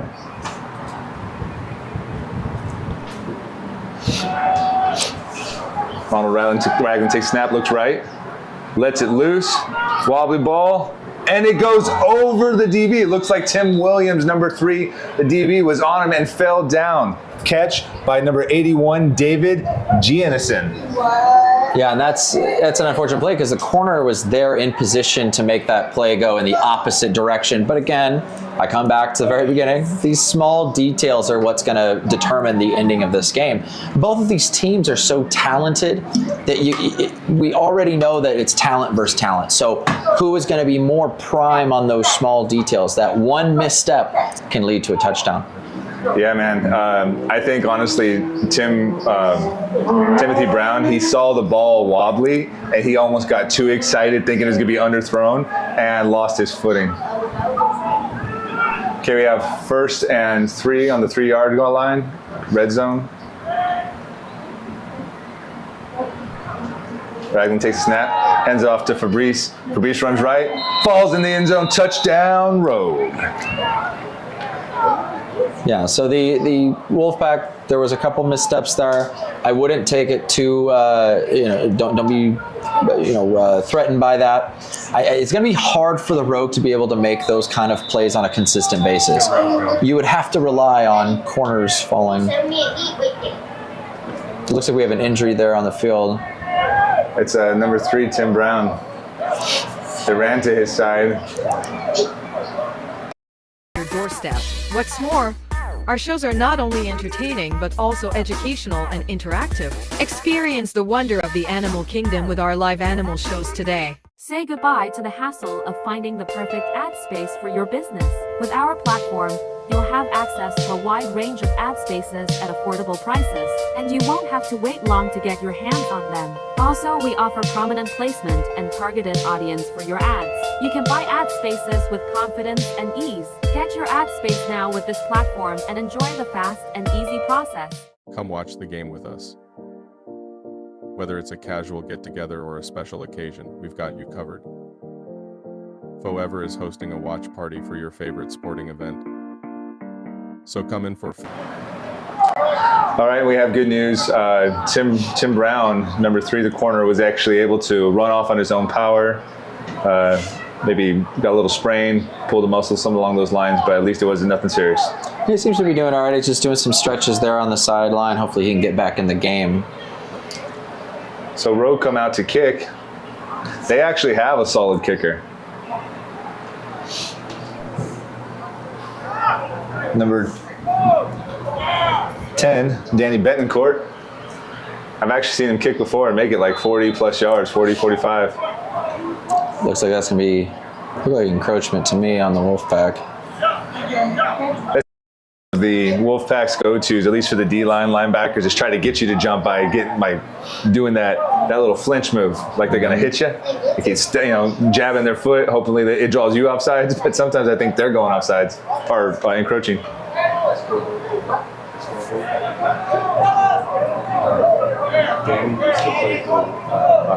It's possible because I'm seeing some. Looks like we're getting some substitutions. They might be doing. They might be going for a little bit more than just a kick. They might be going for 2 here. Yeah, I think you're right, Blake. I think the Wolfpack was trying to do the jump, trying to do the flinch, get them to jump offside, do a false start as the offensive line and back them up, but it backfired on the Wolfpack. They do the encroachment, and now it's on the 1-yard line, so they decide they're going to go for 2. The Rogue is. They come out in heavy full house pistol to 3 running backs. Which is might be a read option. Ragland takes the ball, hands it up to Fabrice. Fabrice runs up the middle, and it looks like he's stopped. Short. Yep. He is short. Wolfpack are able to stop him. He's still retaining that lead. Glad you said that. I was singing that too. It's like they still got the lead. They still got the lead. You just need a point to walk away with the W. So, again, we already know this game's going to be close. I think even before the game had started, we knew this is not going to go a blowout one way or the other. Knowing that this game is going to be a close one, those might be a huge point. It looks like there's an injury down on the field by the Rogue. Eat, drink, and watch our games with fellow fans. What's more, our parties come with great entertainment and a lively atmosphere that will make you feel like you're right there on the field. Upgrade your game day experience by joining us at El Patron for our watch party on game day. Say you're a small business owner, and you're looking to get your business in front of a targeted audience. Let me tell you a secret. You can get a promo for your business on our games. And what that promo will do is it will give you prominent placement. So instead of paying thousands of dollars for a small business ad space, you're paying a lot less in our broadcast. And you'll be able to get your business in front of a targeted audience. Dear Rick, Mario, and Mark, thank you for giving me the opportunity to be a part of something greater than myself. I promise to put forth my best effort to learn, to grow, and to always look for ways to help others. I hope that in my actions I bring excitement and respect to you and those around me. Thank you for believing in me. If you want to be a part of something greater than yourself, visit CFCAFootball.com for more information. Tired of boring animal shows that just don't capture the essence of these fascinating creatures? Crazy. Introducing our live animal shows. Our experienced handlers bring some of the world's most incredible animals right to your doorstep. What's more, our shows are not only entertaining but also educational and interactive. Experience the wonder of the animal kingdom with our live animal shows today. Say goodbye to the And we're back. So the injury was to the Rogues, number 24, Fabrice Comite. He was it looks like their main back. When he took that ball up the right side, he came off hobbling. He was on his own power, but he was definitely hobbling the whole way out. Yeah, and he's been taking a lot of snaps today, so I'm curious which halfback is going to be taking his spot if he can't come back onto the field. True. Bencourt with the kick. He goes with a straight hit. It hits Austin Barkley right in the middle, and then it looks like it bounces, goes out of bounds, but still pretty good field position at the 34-yard line. So do you think that was just a bad kick, or do you think that they were trying to do that? That's a tough one. That's a tough one to say. I would say probably. I don't think it was on purpose, just simply because it was so far off to the side. That's a huge risk for a kicker to take. Because what if it goes out of bounds? You know, the thing is, there was no air on it, and this guy, Danny Betancourt, the kicker of the Rogue, number 10, is a real kicker. He's the real deal. I'm thinking what it was he was trying to do one of those squib kicks because they are concerned about Juwan Breezel and the other returners back there, so they're hoping it just bounces and they could have a better chance covering it. So they come out. Nico Lippert in the pistol with Raheem, the love machine.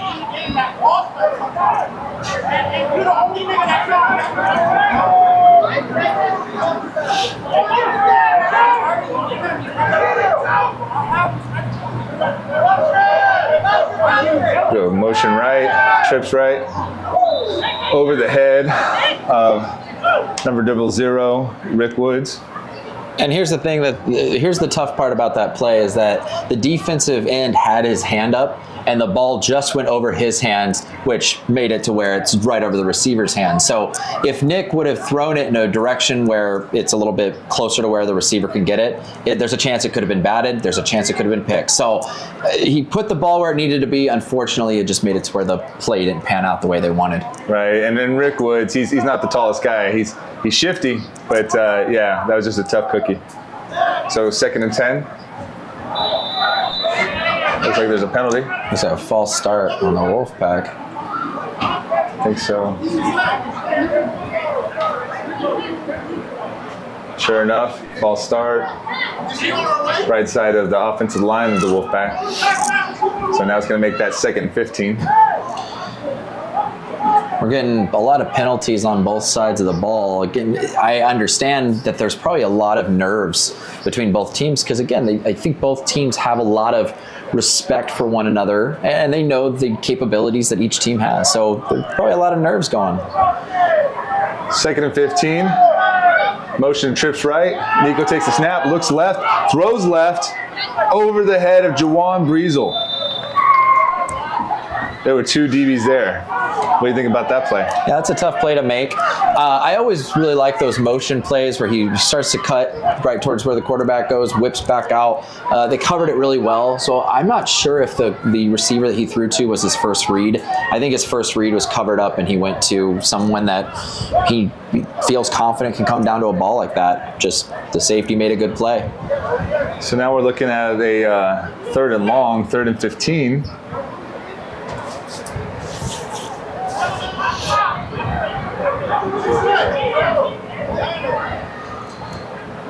We got trips right, back right, ball on the left hash. Nico takes a snap, drops back, looks right, throws right. Oh.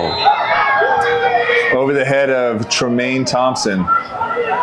See, and I would have really liked to see more of a flood concept on that play with the trips on that side because they didn't have enough defenders. They had 2 defenders on that side with 3 targets over there. So there was a little bit of a mismatch. They went with the seam route. That's a tough one to throw because the linebackers with the rogue all day, they've been playing up on the line and they're really quick on that back pedal. So that linebacker was able to get into that coverage very quickly, and it can be really hard on a quarterback to make those kind of reads. Yeah, no doubt. He did. The linebacker definitely did break on that real quick. Not only that, but even if he caught it, he still would have been a little short of the first down. He would have had to move the ball past the sticks, kept going to get it. They come out of their punt formation. Anthony Worthy Sr., the football guy, takes the snap, punts it directly up. Got a floater, a lot of air.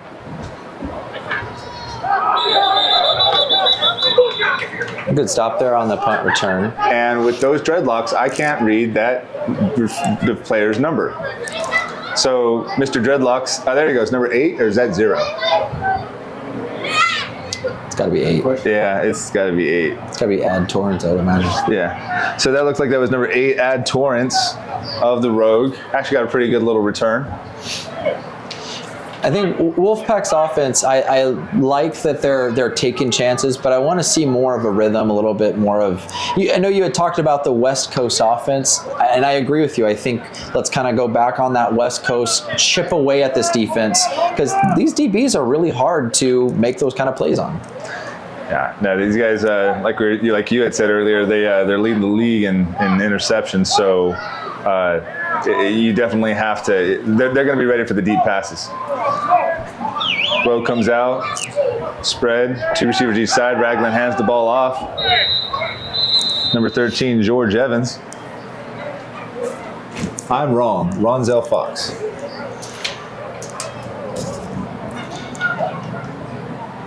Yeah, notice because their halfback that's been playing all day, Tay, got injured in the last drive. So it looks like Ronzel Fox is going to be taking more of his snaps. Hopefully he's okay. Hopefully he can get back into the game. But maybe we'll see some play with Ronzel.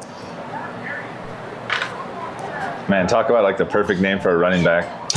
Fox. Hey, dude, I thought that was good. They have a guy here named Speedy. I'm not joking. Speedy Gordon, number 6. That's their other running back. Speedy and Fox. Rose comes out, trips right. 2nd and 9. Ragland takes snap, looks right. Checks down, throws to their tight end, number 8, Armand Mundo Wise. And that was a very wise play of him to make. He took the catch. He went back down on his back because if he wouldn't have, he would have taken a big hit. There were a lot of linebackers around him. So very wise play on his part to go down, take the yards for what they are.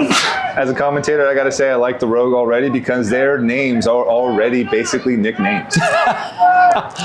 3rd and 3 for the Wolfpack, or for the Rogue. Or is that 3rd and 2? 3rd and 3. Rogue comes out, trips right. The Wolfpack defense is playing a little bit deeper than I would think. Ragland takes a snap, throws the bubble screen left. and it looks like they gets enough for the first down. I think that is Speedy. And that was Speedy Gordon. Yeah, so just like I said before the snap, it looked like Wolfpack was playing pretty far back, especially since there's only 3 yards to go, knowing that they're probably going to go for it on 4th down. And Rogue was able to take advantage of that by that quick little screen play. So what do you think they should have done? They had 2 safeties there. Maybe you brought one more up in the box? Yeah, you got to bring your guys up, make it a little bit tougher for them to. Because I haven't seen the Rogue. They had that one play where the corner had stumbled backwards, but that's the only deep play that comes to my memory so far in this game. They're wanting to have those short plays, so don't give it to them. So you go trips right, back shifts to the left. Garland takes a snap, looks right, rolls left, airs out the ball, and just underthrown. Eugene Dawson, number 24 of the Wolfpack, was looking at that ball with just glistening, mouth watering, and he couldn't get there. Yeah, this is a really good play on the Wolfpack's D-line by keeping Ragland in the pocket, and a great play by the DBs of making sure not to get anything behind them. Ragland, as this game has been going on, he doesn't seem as anxious as he was the first couple of drives. I would agree with that. He's seeming more and more confident as the game goes on. I was still a bit of I agree with that. It's still a bit of an air-raided ball. I'm wondering if maybe just the deep ball isn't one of his strengths. Well, that, and also, I think he also didn't want to overthrow because the safety was deep. So that's a tough throw to make. Bit of a throwaway. Ragland comes out to receiver G side, takes the snap, looks right, looking left, rolling out left, escapes the pocket, and he goes down, and that's Jesse Moten with the sack. That's behind the line of scrimmage.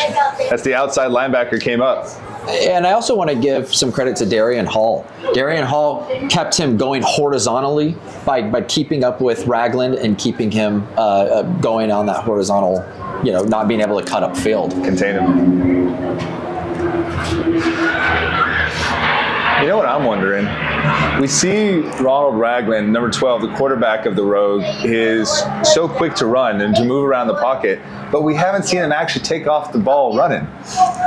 Yeah. I'm wondering, we know that he's a pretty athletic guy. We see how shifty he is. I'm just wondering if he's straight up fast in one direction in speed. And I'm wondering if he's going to run sometime during this game. I think that's not his mentality, just kind of watching the decisions he's been making so far. It's, let me scramble around, give myself time to get the ball to my guy. I think that's his main objective when he's scrambling around. Probably. So we got 3rd and 16. Ragland takes the snap. It looks like we have either false start or encroachment. Oh, it's on the Wolfpack. Oh, yeah, encroachment. It looks like they're saying on the Wolfpack. Got it from the line judge, the far side line judge.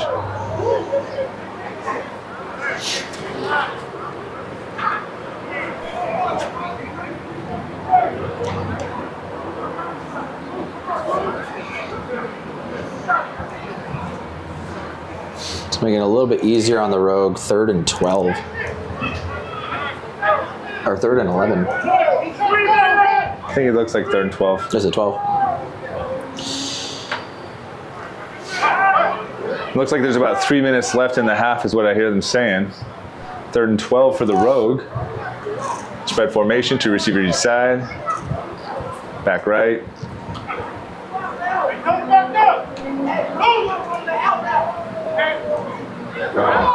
Ronald Ragland takes the snap. It looks like we got another penalty. Another encroachment on the Wolfpack there. Yeah, that's Robert Boozer. He's a vet too. He should know better. You see him walking off the field right now with his head hanging. Can we get that shot? See his head hanging? Yeah, he knows he messed up. Grown man, but still sometimes the sad little boy who knows he messed up comes out.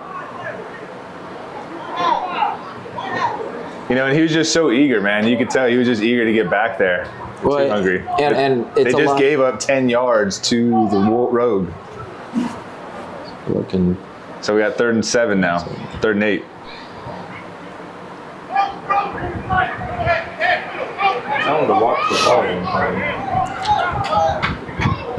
Wolfpack's got 2 safeties deep, which I think that's a pretty good call. Trips right, Rogue.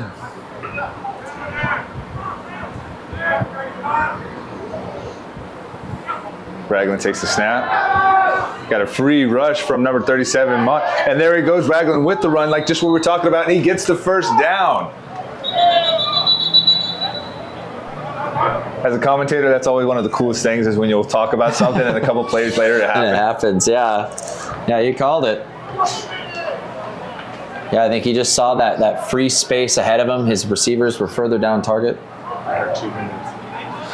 We got 2 minutes left, it looks like, in the half, guys. So this is that classic 2-minute drive for the Rogue. We're going to go to commercial break for a second. And we're going to commercial break. Spaces with confidence and ease. Get your ad space now with this platform and enjoy the fast and easy process. Come watch the game with us. Whether it's a casual get-together or a special occasion, we've got you covered. Forever is hosting a watch party for your favorite sporting event. So come in for food or drinks and enjoy the games you can't make in person. It's even better when we watch together. Tired of rooting for your favorite team alone at home? Introducing one location for our watch party. Come here and eat, drink, and watch our games with fellow fans. What's more, our parties come with great entertainment and a lively atmosphere that will make you feel like you're right there on the field. Upgrade your game day experience by joining us at El Patron for our watch party on game day. Say you're a small business owner, and you're looking to get your business in front of a targeted audience. Let me tell you a secret. You can get a promo for your business on our games. And what that promo will do is it will give you prominent placement. We got a 1st and 10 for the Rogue. Ball's on the 36-yard line. It's going in.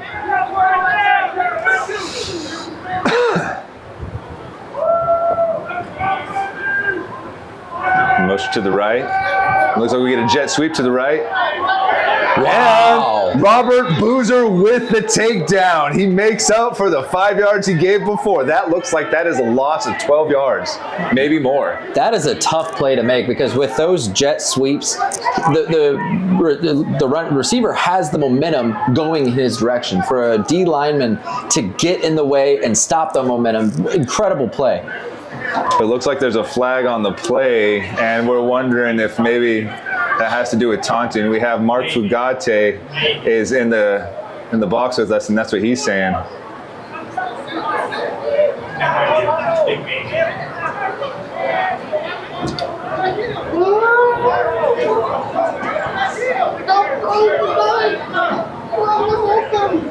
Yeah, let's see if I could read these. See what hand signals they make. Oh, face mask, it looks like. I was thinking face mask called callers, but I don't think so, though. I think that's a bad call because if it's a face mask call is what they're saying, because I see the refs out there pulling on the face mask most they're kids. also leaving the ball way back there, so maybe nothing. Yeah, I couldn't imagine face mask. He got him from the back. To be real with you, it looks like he was grabbing his hair at some point. Yes, that's what. Which, by the way, I was going to say something before all this commotion went down, but man, with that jet sweep, if you have that hair, you're setting yourself up. Looks like, nope, no flag. Looks like it was waved. So we got ourselves a 2nd and 20, 30, 29. 2nd, 29. Dragon takes a snap, looks right. Ooh. Ball comes out. That's an incomplete pass.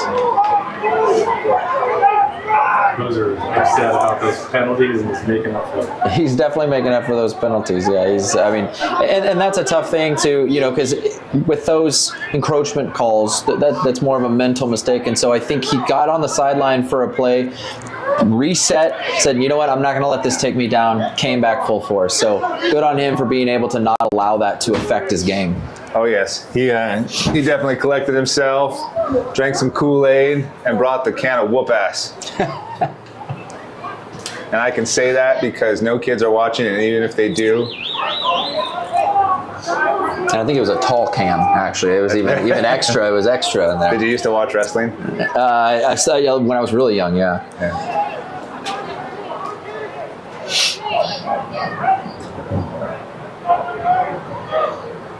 So we got 3rd and 29. 2 receivers each side. Time to pick up your big Madden plays, your go-tos. Ronald Ragland takes a snap, looks left, throws the ball at number 1. Good play. Gets hit by number 75, Nick Morososa, outside linebacker. Way to pop that out there. I mean, he was, because they have so much yardage to gain, the defense is not allowing anything behind him. So Nick was playing a little further back and still able to run up and make the play. Great awareness on his part, great athleticism shown out on that play there. All right, I get this guy, what city said, drank some Kool-Aid. Sir, I said drank some Gatorade. And it seems like with your comments, you were drinking some Haterade.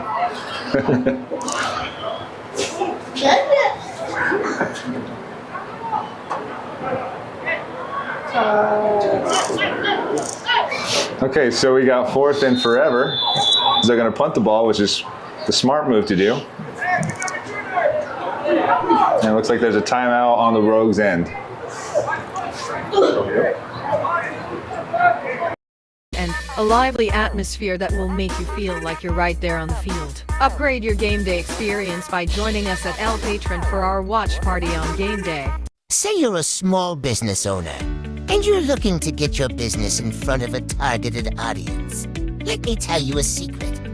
You can get a promo for your business on our games. And what that promo will do is it will give you prominent placement. So instead of paying thousands of dollars for a small business ad space, you're paying a lot less in our broadcast. And you'll be able to get your business in front of a targeted audience. Dear Rick, Mario, and Mark, thank you for giving me the opportunity to be a part of something greater than myself. I promise to put forth my best effort to learn, to grow, and to always look for ways to help others. I hope that in my actions,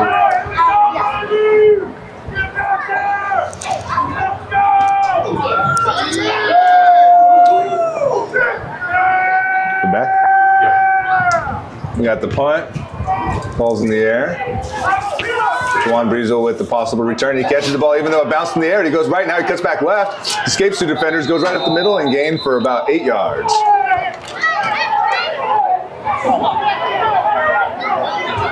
So do you think he should have returned that, or do you think he should have let it bounce? I would have just let it bounce. Looks like we got a flag on the play. I mean, because that's just not worth the injury risk. You have a lot of guys around you. What was the... Looks like a flag on the play. I'm going to guess that's blocking in the back. It was real late. I don't know. Typically, you see a flag coming about there, and you see Juwan Breezel down there of the Wolfpack. He's upset. So I would imagine it's against the Wolfpack. Whoever. Oh, no. It looks like it's against the row. Oh, wait, are you telling him to back up? He's telling him to back up.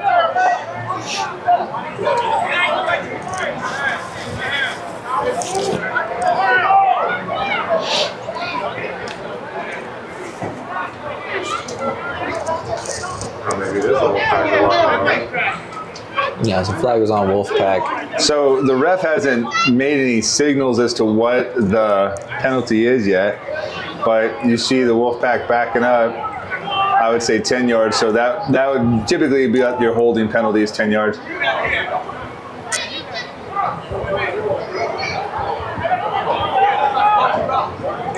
I'm not 100% sure on the time on the clock, but I would imagine we're looking at about, what, minute 10, minute 20? Somewhere around there. It's 1st and 10 for the Wolfpack. They're coming out chips right.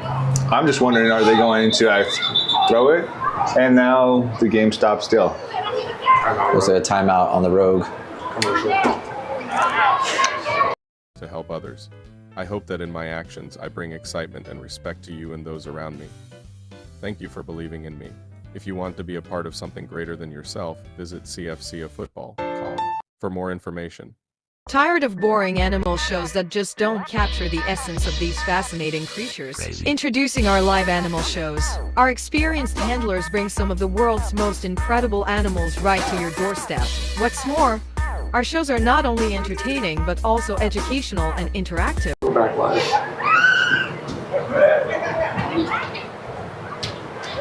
First and 10, Wolfpack trips right. Nico takes a snap, throws the ball left, and just a little underthrown to his intended receiver, Titus Grayson. Yeah, I think I really like this trips look that they have because the Rogue defense hasn't exactly adjusted. The middle linebacker, the linebacker that's supposed to be covering that slot guy, because of their scheme, he's playing so close to the line. Yes, he's backpedaling incredibly fast, but if you can get a really fast guy in the slot to where you can outrun that coverage, it could leave something pretty big open.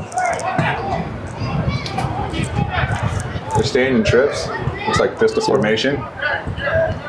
Got Maurice McCain back there as a running back. Nico takes a snap, looks right, throws right, and he throws to number 14 of the Rogue. They take it, go down the sideline, and return for the touchdown. Number 14, Deshaun Thompson, DB of the Rogue. Yeah, it looked like he was going for the. I don't know if he was going for the outside receiver. Oh, there is a flag on the play. I'm thinking either holding or blocking in the back on that return. That might save Wolfpack from a touchdown. Oh yeah, one of the Rogue players bending over. He knows he. Oh, and there goes another flag.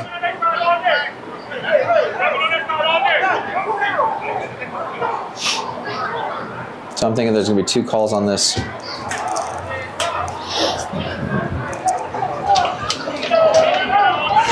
get in the points, you know, was it a hold on the return? I'm not sure, but there was another flag thrown. I think it was some sort of maybe physical contact with the ref. Oh, snap.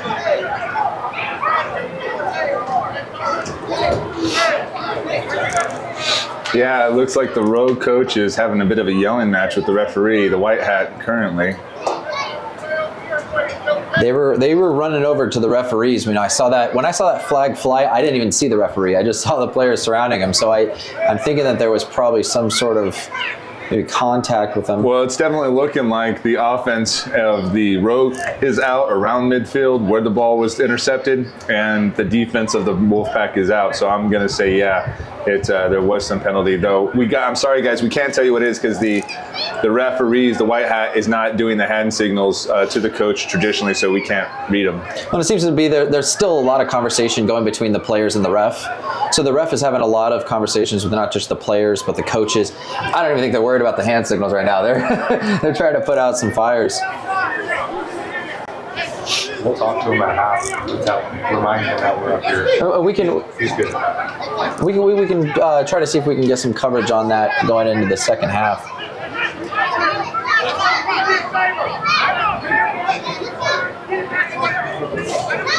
But yeah, for the record, obviously the penalty was on the Rogue, so it's still 8-6. Wolfpack is up. But now the Wolfpack defense is going to have to step up, keep them out of the end zone.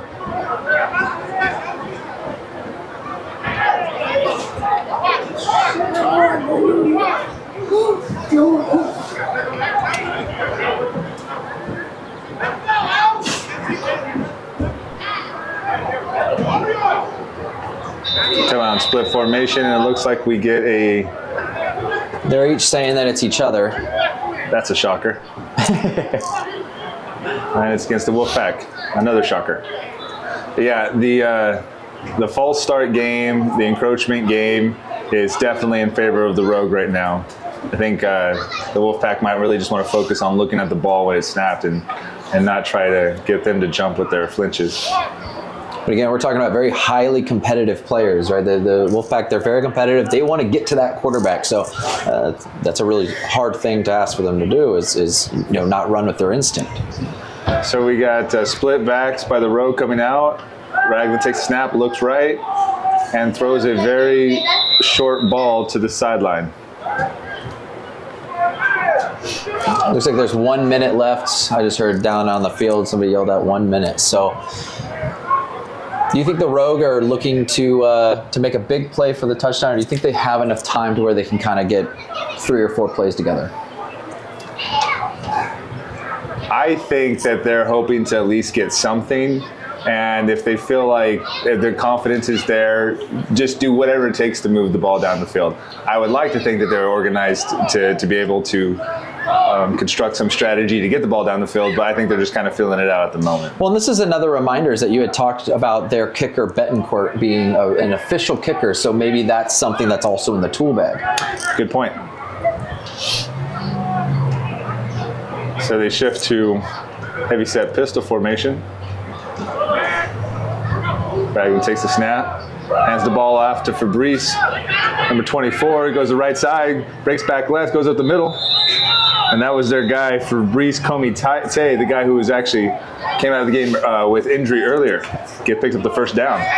He had a couple of broken tackles there. How you guys doing? Okay. We're live with a microphone. We'll talk to us.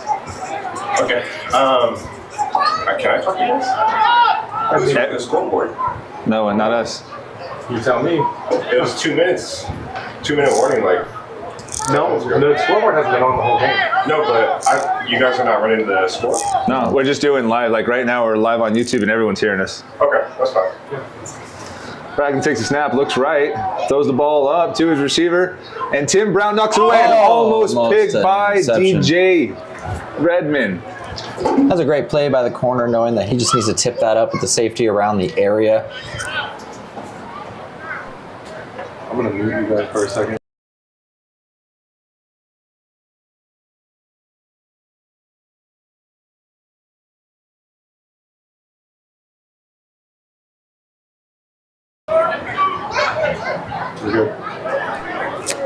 So hey, that what the cool news is Fabrice Comité of the Rogue. He's the guy who was injured earlier, and also Tim Williams, number 3, the corner of the Wolfpack. Both these guys got hurt, and now they're back in. Tim Brown just now, he was the one who made the play. Looks like it might be another encroachment on the Wolfpack. That seems to be the Rogues' go-to play. I'm thinking it might be number 44, Darian Hall.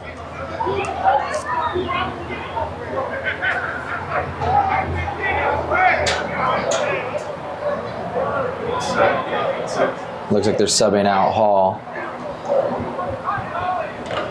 But you said this D-line has a pretty good rotation. They have a lot of depth at that position. I think they should just focus on the guys who know how to not jump off sides, though. Just a strategy. Okay, so we got 2nd and looks like 6.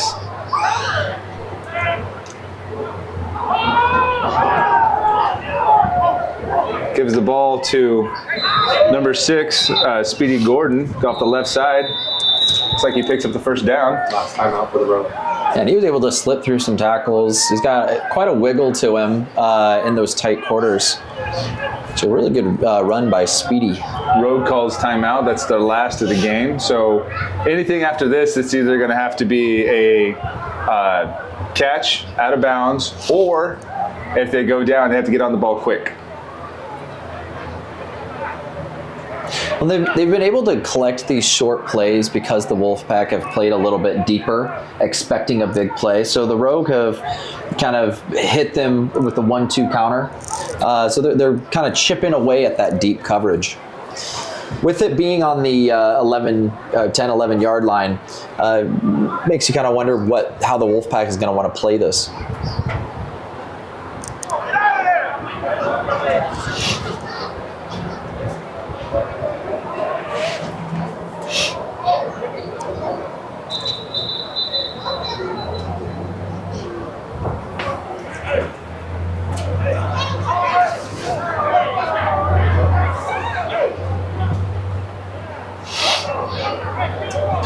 First and 10 at the 11-yard line. Rogue comes out, and they're, it's like spread formation, but pistol, heavy set pistol, 2 backs. Ronald Ragland looks over the defense, takes a snap, drops back, looks right, holds the ball, throws it up to the back of the end zone, and just a little out of the reach of number 81 of the Rogue, David Glainson. And that would have been far out of bounds anyways. He's got to remember how little field he has to play with right now.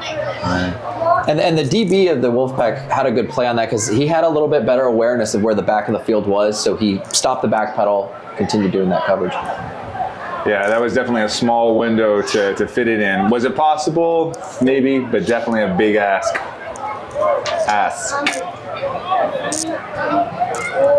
Just in case anyone's getting froggy out there.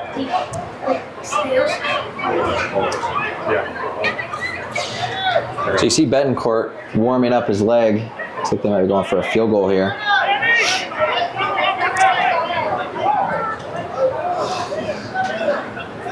Maybe not. We gotta be down to the last couple of seconds.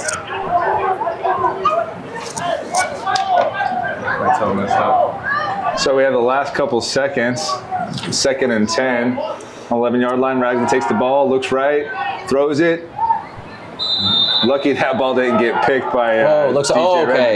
Looks like we might have a little bit of an interaction there.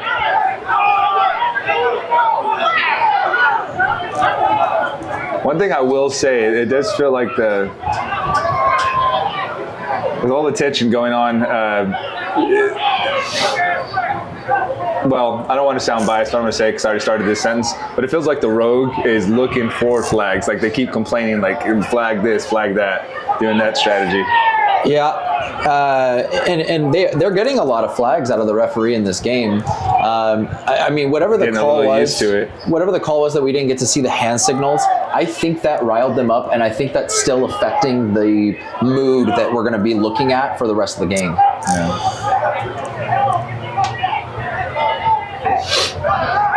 Hey, and sorry guys, we don't exactly know how much time is on the clock. It's up to the home team to have a clock operator, which the Wolfpack do not have. So we just know it's a few seconds left in the game. We know that the Rogue, they don't have any timeouts. So they're probably just going to be passing, and if that doesn't work, probably kicking, which actually... Could be right now.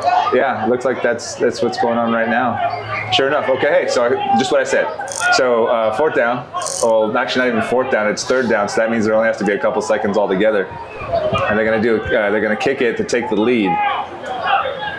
This guy Danny Betancourt, their kicker though, he's a real kicker. He's a real deal. You'll probably about to see that. Looks like the Wolfpack called a timeout, possibly to ice the kicker. Maybe.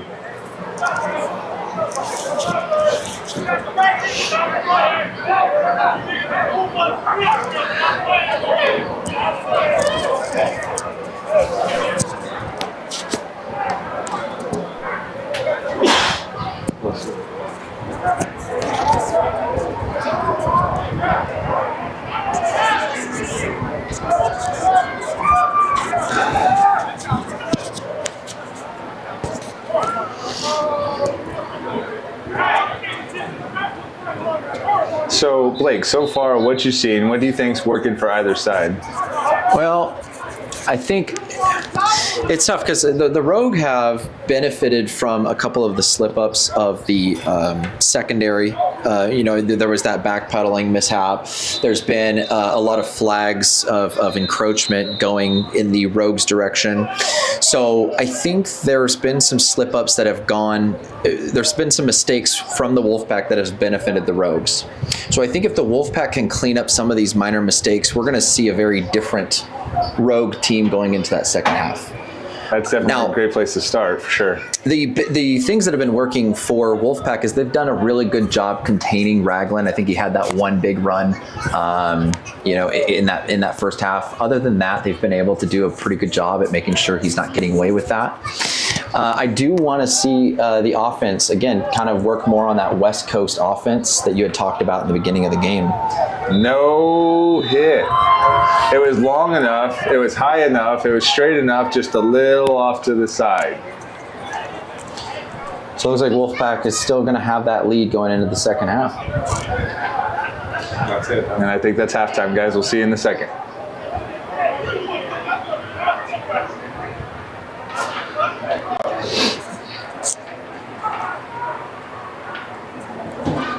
Yes. I want to give a shout out to my girlfriend and my daughter, and last but not least, Jesus Christ for keeping me healthy. DJ Redmond, aka Mr. Himothy Poirier, safety, number 11. Want to give a shout out to my family, man. Without y'all, I wouldn't out here be doing this, so appreciate y'all. Simba Williams, number 32, DN. Shout out to my daughter Tania, rest in peace. Brandon Williams, running back, number 48, and I ain't got no shout out. Isaac Rivera, wide receiver, number 11. I just want to give a shout out to my family, and I appreciate they're my biggest supporters. Cool. My name is Titus. I'm number 6. You know, everybody around here know I like fishing and stuff. I want to give a big shout out to my family. They've been a semi-supporter of your boy, but it's all right. Yo, my name is Angel Figueroa. I'm playing number 29 this season. I'm a corner. And I want to give a shout out to my son and my girl. And I just want to know that I appreciate you guys and letting me out here and be balling out and stuff like that. Nick Mora, linebacker, number 75. I want to give a shout out to the Wolfpack for letting me rock again. And we're ready for the 4-peat, man. We're ready for the smoke. My name is Joseph West, running back, number 38. I want to give a shout out to my mom for bringing me into this world and getting me as far as life. There I am today.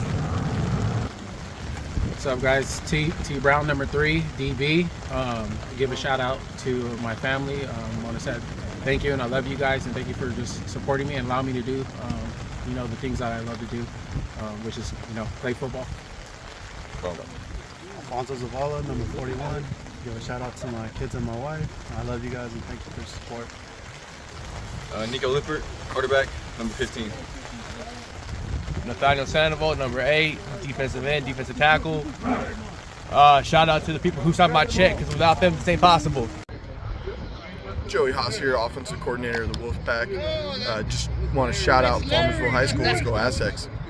This is Coach Ken Nelson, man. I'm an assistant head coach and defensive coordinator for the Mid-Valley Wolfpack. Just wanted to give a quick shout out to my family back home in Texas, man. You guys tune in today. Get ready for a good game, man, because we're about to bring it, man.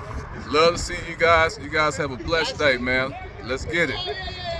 Scott Thompson, number 8, wherever we need me to play. That's it. My name's Jason Gonzalez, aka Pennywise. My position, defensive end. And I want to give a shout out to my family, my dad that's in the hospital. Hope he gets better. But hey, let's get this money, baby. Robert Boozer, 66, middle linebacker / DN for Mid-Valley Wolfpack. Just want to give a shout out to all the owners for making this one big league possible. Really appreciate it, man. Pack up. Ron Ireland, center, number 50. Shout out to the guys, shout out to the gang. My name is Maurice McLean, number 13. I play running back and wide receiver, and I want to give a shout out to my family for always being supportive of me in everything I do. My name is Worthy. Position I play is everything. Shout out to the Wolfpacks, man. All right, Joel Smith, Valley Wolfpacks, number 11, running back. Shout out to my fam, everybody who supports me. My name is Jawan Brazil, number 2. I play receiver. Shout out to the guys, man. Yo, what up? My name is Austin Barkley, aka Tits, number 88, tight end. Shout out to him. Yo, what up, Wolfpack? Devin Strahan, running back, number 30. Shout out to Visalia. Shout out to the pack. Tajay Worthy, number 25. Shout out to my girl, I guess. My name is Roger Rios, number 35. I play D-line. I want to give a shout out to my girlfriend and my daughter, and last but not least, Jesus Christ for keeping me healthy. DJ Redmond, aka Mr. Himothy Poirier, safety, number 11. Want to give a shout out to my family, man. Without y'all, I wouldn't out here be doing this, so appreciate y'all. Simba Williams, number 32, DN. Shout out to my daughter Tania, rest in peace. Brandon Williams, running back, number 48, and I ain't got no shout out. Isaac Rivera, wide receiver, number 11. I just want to give a shout out to my family, and I appreciate they're my biggest supporters. Cool.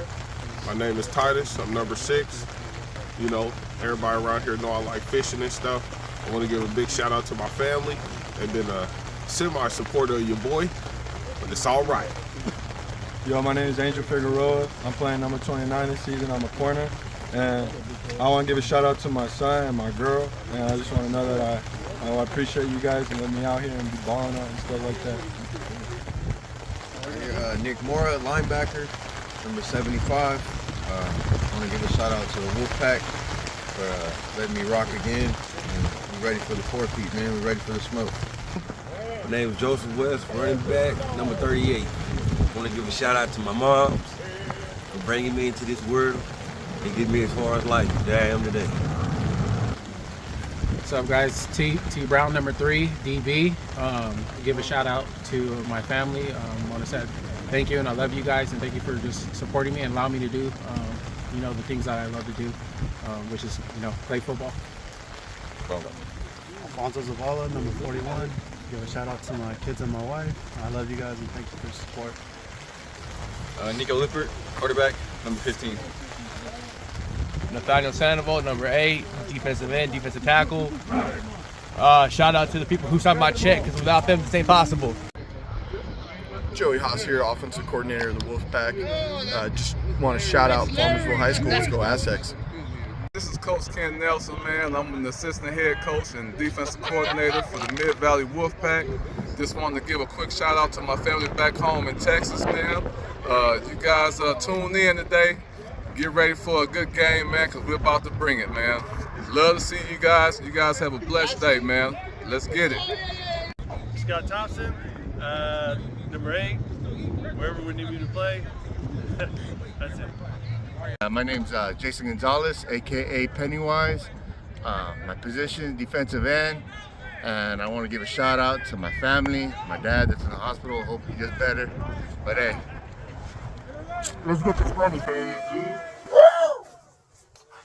Robert Boozer, 66, middle linebacker / DN for Mid-Valley Wolfpack. Just want to give a shout out to all the owners for making this one big league possible. Really appreciate it, man. Pack up. Ron Ireland, center, number 50. Shout out to the guys, shout out to the game. My name is Maurice McLean, number 13. I play running back and wide receiver, and I want to give a shout out to my family for always being supportive of me in everything I do. My name is Worthy. The position I play is everything. Shout out to the Wolfpacks, man. All right, Joel Smith, Valley Wolfpacks, number 11, running back. Shout out to my fam, everybody who supports me. My name is Juwan Brazil, number 2. I play receiver. Shout out to the guys, man. Yo, what up? My name is Austin Barkley, aka Tits, number 88, tight end. Shout out to him. Yo, what up, Wolfpack? Devin Strahan, running back, number 30. Shout out to Visalia. Shout out to the pack. Tajay Worthy, number 25. Shout out to my girl, I guess. My name is Roger Rios, number 35. I play D-line. I want to give a shout out to my girlfriend and my daughter, and last but not least, Jesus Christ for keeping me healthy. DJ Redmond, aka Mr. Timothy Poirier, safety, number 11. Want to give a shout out to my family, man. Without y'all, I wouldn't out here be doing this, so appreciate y'all. Simba Williams, number 32, DN. Shout out to my daughter Tania, rest in peace. Brandon Williams, running back, number 48, and I ain't got no shout out. Isaac Rivera, wide receiver, number 11. I just want to give a shout out to my family, and I appreciate they're my biggest supporters. Cool. My name is Titus. I'm number 6. You know, everybody around here know I like fishing and stuff. I want to give a big shout out to my family. They've been a semi-supporter of your boy, but it's all right. Yo, my name is Angel Figueroa. I'm playing number 29 this season. I'm a corner. And I want to give a shout out to my son and my girl. And I just want to know that I appreciate you guys and letting me out here and be balling out and stuff like that. Nick Mora, linebacker, number 75. I want to give a shout out to the Wolfpack for letting me rock again. And we're ready for the four-peat, man. We're ready for the smoke. My name is Joseph West, running back, number 38. I want to give a shout out to my moms for bringing me into this world and get me as far as life. There I am today. What's up, guys? T Brown, number 3, DB. Give a shout out to my family. I want to say thank you and I love you guys, and thank you for just supporting me and allowing me to do the things that I love to do, which is play football. Alfonso Zavala, number 41. Give a shout out to my kids and my wife. I love you guys and thank you for your support. Nico Lippert, quarterback, number 15. Nathaniel Sandoval, number 8, defensive end, defensive tackle. Shout out to the people who signed my check, because without them, this ain't possible. Joey Haas here, offensive coordinator of the Wolfpack. Just want to shout out Palmersville High School. Let's go Aztecs. This is Coach Ken Nelson, man. I'm an assistant head coach and defensive coordinator for the Mid-Valley Wolfpack. Just wanted to give a quick shout out to my family back home in Texas, man. You guys tune in today. Get ready for a good game, man, because we're about to bring it, man. Love to see you guys. You guys have a blessed day, man. Let's get it. Scott Thompson, number 8, wherever we need you to play. That's it. My name's Jason Gonzalez, aka Pennywise.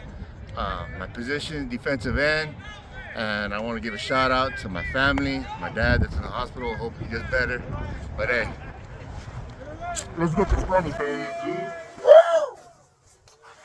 Robert Boozer, 66, middle linebacker / DN for Mid-Valley Wolfpack. Just want to give a shout out to all the owners for making this one big league possible. Really appreciate it, man. Pack up. Ron Ireland, center, number 50. Shout out to the guys, shout out to the game. My name is Maurice McLean, number 13. I play running back and wide receiver, and I want to give a shout out to my family for always being supportive of me in everything I do. My name is Worthy. The position I play is everything. Shout out to the Wolfpacks, man. All right, Joel Smith, Valley Wolfpacks, number 11, running back. Shout out to my fam, everybody who supports me. My name is Juwan Brazil, number 2. I play receiver. Shout out to the guys, man. Yo, what up? My name is Austin Barkley, aka Tits, number 88, tight end. Shout out to him. Yo, what up, Wolfpack? Devin Strahan, running back, number 30.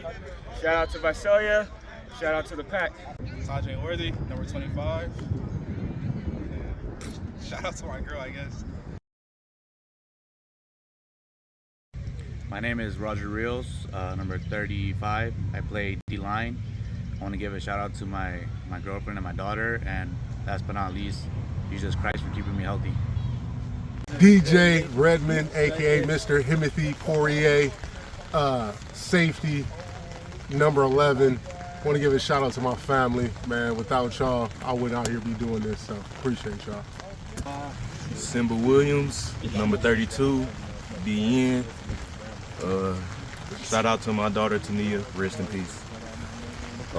Brandon Williams, running back, number 48, and I ain't got no shout out. Isaac Rivera, wide receiver, number 11. I just want to give a shout out to my family, and I appreciate they're my biggest supporters. Cool. My name is Titus. I'm number 6. You know, everybody around here know I like fishing and stuff. I want to give a big shout out to my family, and then a semi-supporter of your boy, but it's all right.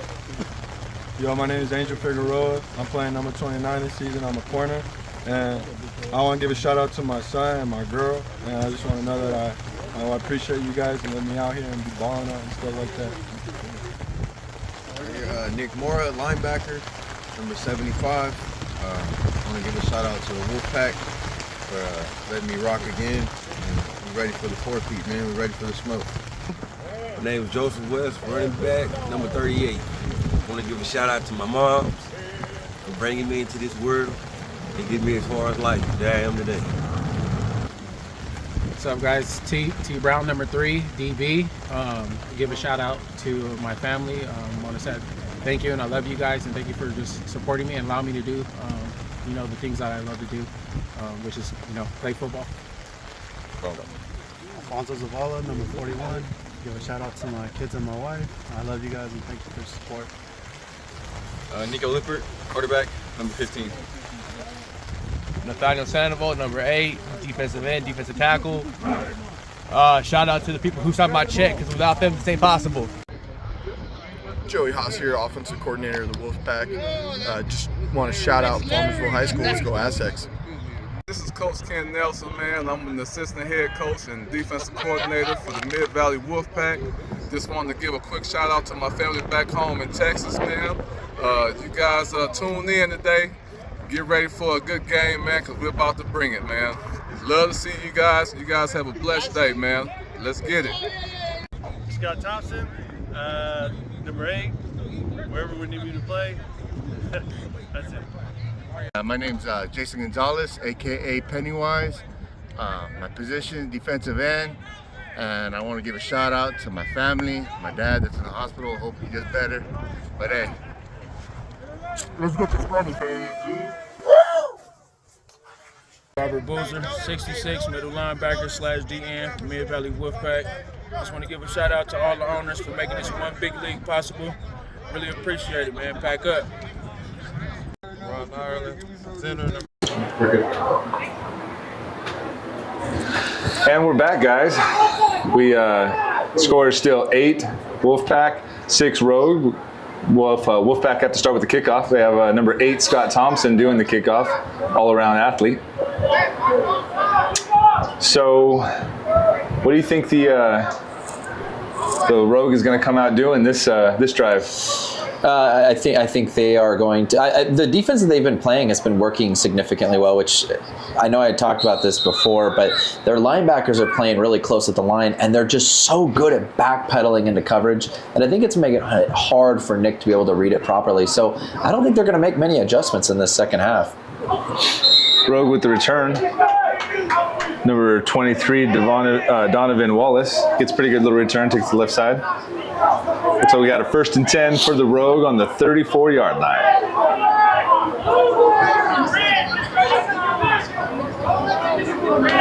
Yeah, I think the Wolfpack's offense, coming out on this, they need to get back to trying out the run. I know the Rogue, they're going to be coming out here. I don't know do you think that the quarterback is Ragland? Do you think he's going to be still in that focused, able to remain calm in the pocket, or do you think he's going to continue trying to scramble back and forth? You know, the thing is, the only time I've really seen him stay in the pocket, make a throw, is a lot of times when it's his first read, when it's like a quick seam, fade to the sideline. Other than that, he is pretty much just a scrambling around kind of guy.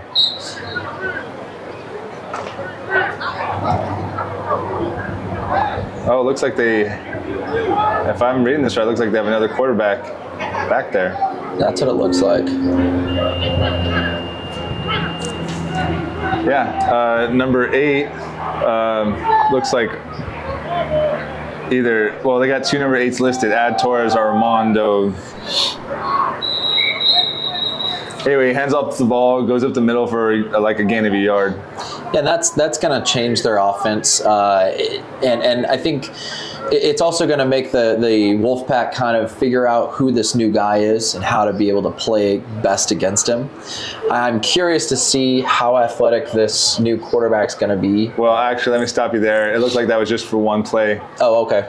There we go. So who knows? Maybe Ragland was, adjusting some equipment on the sideline or in the bathroom. So, but we got back to the regular guy, Ronald Ragland, and they're calling the play, breaking the huddle. Coming out, trips right. 2nd and 9.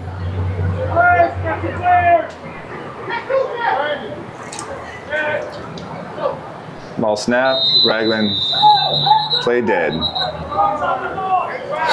Offsides, encroachment on the Wolfpack, which is again the base play of the Rogue offense.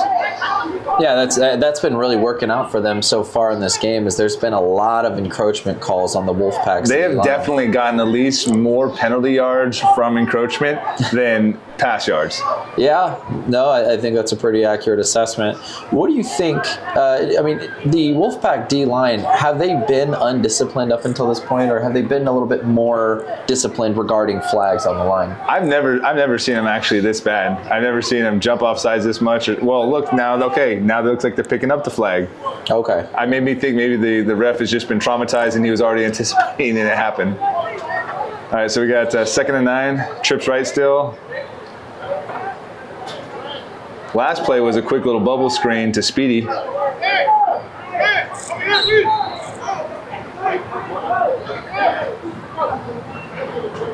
And he actually hands the ball off this time to number 13, Ronzel Fox. Yeah, that was a really good play by number 73, Brandon Wright. He was able to flood that. And there was a hole there for a second, but he was able to get his arm out, grab onto the halfback, and take it away from him. So really good play there by number 73. And that's what we keep saying as far as like the strength of the D-line, man, is like the majority of these plays, they're breaking him down. They're crashing down the O-line. Ragland's scrambling around a lot because of it. The only time that they've actually gotten like a big play or two was just an open hole happened to be there and they hit it hard. It's almost a bit of a luck of the draw. And the Wolfpack's D-line, I think one of the things that makes them so special is the interior. Those two D tackles are real D tackles. Those are big, big men, and they are really good at filling in those gaps. So we have 3rd and 11, trips right, bunched trips right for the Rogue. Back shifts over to the right side for Beasté. Otto Ragland taps the ball, looking right. Pumps, throws right, and it's caught. That's a really good completion there by the Rogue. Just for that first down. He had to catch that knowing that there were a couple of guys behind him. He was probably going to get hit immediately after that. So being able to hang on to that ball, really impressive play by number David 81. Glanison. Yeah, David Glanison has actually been their go-to guy. He's caught the majority of their balls. And just like I was saying, man, anytime where Ragland looks comfortable in the pocket as far as passing goes, has been when his first read's open. Yeah, it's those quick throwing plays where it's, he calls it, chucks it. But you also have to give some credit to the Wolfpack in regards to that, is because he doesn't have a lot of time to make that second read. They're getting in there pretty quick. True.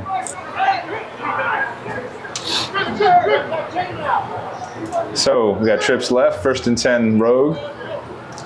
Ball takes, Ragland takes snap, hands the ball off to the left, and they're met in the backfield by that explosive defensive line of the Wolfpack. Number 24 for Beasté with the carry. And that was 73, Brandon Wright again on that stop. He's doing a really great job at covering his gaps.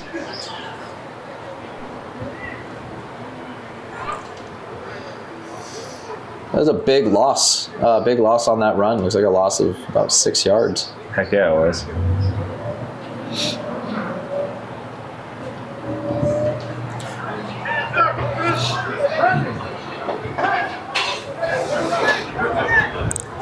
So we got 2nd and 16 for the East Bay Rogue. They got trips left, back right for Beasté on the right. Snap the ball. Ragland play action. Throws the ball to the right side back to his number 1 receiver, David Glanison. And number 75, Nick Morisosa, made a really good play on that. He was just a hair off. But again, he's really good at reading the quarterback's eyes. He's really good at knowing where he needs to be. It was just slightly off on that play, and it just went right by his fingers. It's actually, we were talking about this earlier, Blake, but number 75, the left outside linebacker for the Wolfpack, is a guy I feel like is not getting enough credit. He is always flying around the ball. When it's a run on his side, he comes downhill, and even there, he was so close to making it, and it was actually pretty far out of his zone. We got trips left for the Rogue, 3rd and 5. Motion from Speedy to the right side, to receiver G's side. Ragland takes a snap, pumps, looks right, and he's back to his number 1 guy, David Glanison. Yeah, Glanison is playing really well. He's finding those open spaces, stopping where he needs to, and getting ready for the ball. He's got really good hands because he's making contact as soon as he's holding on to that ball, and he's not letting it go. I wouldn't be surprised if David Glanison, number 81 of the Rogues, played receiver on the collegiate level. According to the information that we had on him, he actually played at Bluefield University of Turlock. So we got trips left. Glanison by himself on the right. Ragland hands the ball off. Right up the middle, gain of 2 yards. And that was to their running back number 20, Jorik Calvin. Yeah, they're going to have to figure out something with this Gladison receiver. I don't know exactly what to do because, again, he's finding the open areas in this zone. And, I mean, it's possible that the Wolfpack may want to switch to assigning a guy on him, playing a little bit more of a man-to-man scheme so that they can – because, again, Ragland on the Rogue is looking for his first read. If you can take away his guy, it's going to force him into fighting left-handed. Yeah, I couldn't agree with you more. I think that actually would be the way to go, is force him to throw to other guys, force him to read more. And with this D line that keeps getting in his face, I think that might be a problem. 2 receivers each side. We got 2nd and 8. Ragland takes a snap, looks left, throws left, and broke down by the one and only Anthony Worthy, the football god senior. He goes down the sideline. He shakes Ragland. He cuts it back to the left side. 5-0 touchdown. That was pure instinct and athleticism because he was far back. That was open. The clock, you gotta stop it. Stop. But that was really good instinct because that route was open initially. He crashed down on that and was there for the ball. That was incredible because they had 2 defenders. They had 3 guys on that side, and he had to pick one, and he chose the right run.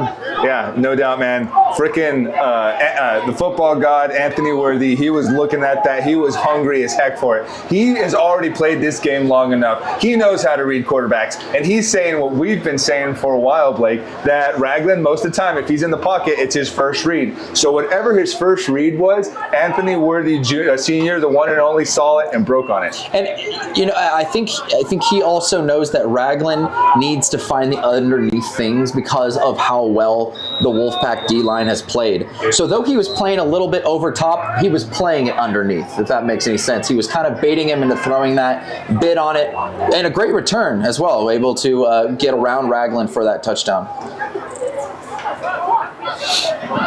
One hundo mundo, senor.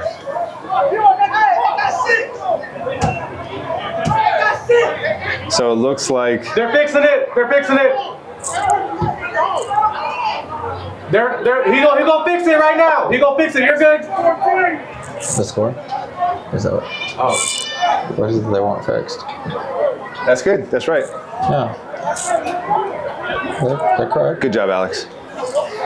I think they can throw the points in the beginning. What? No, they fixed it. It's all fixed, but that's what everyone was crying about. Yeah, they did. So it looks like they're actually going to kick the ball. The kicker for the Wolfpack, Mariano Mejia, he doesn't necessarily have the strongest leg, but he's sure for these PATs. See? Okay, cool. I said something and it was legitimate, so I feel good right now. +1? +1, sir.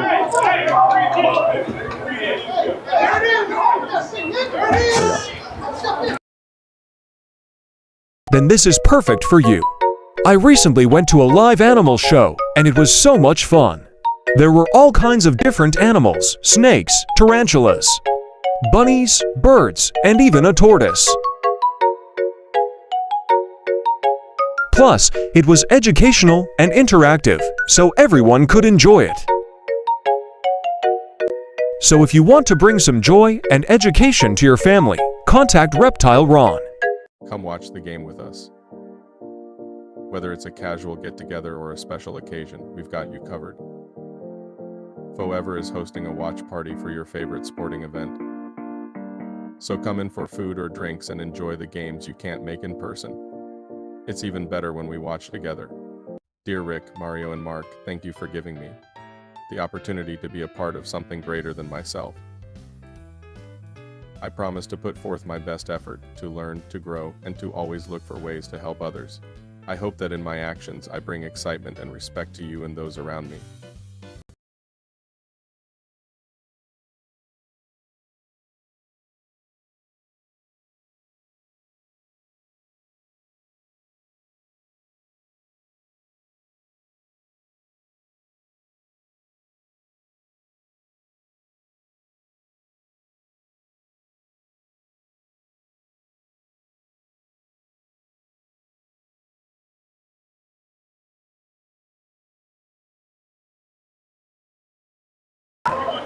Tackle made by Raheem Love, actually.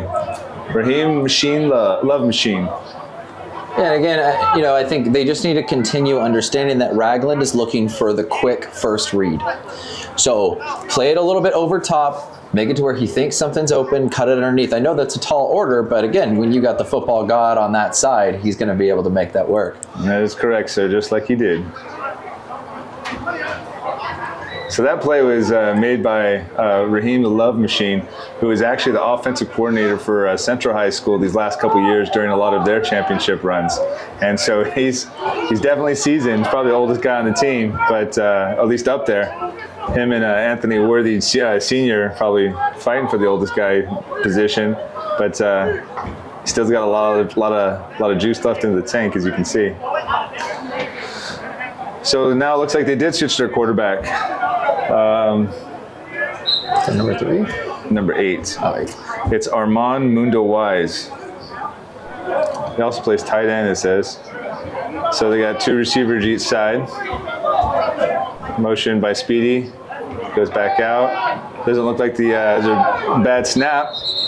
Looked like a little bit of a miscommunication. He was turning backwards as if to hand it off to the halfback.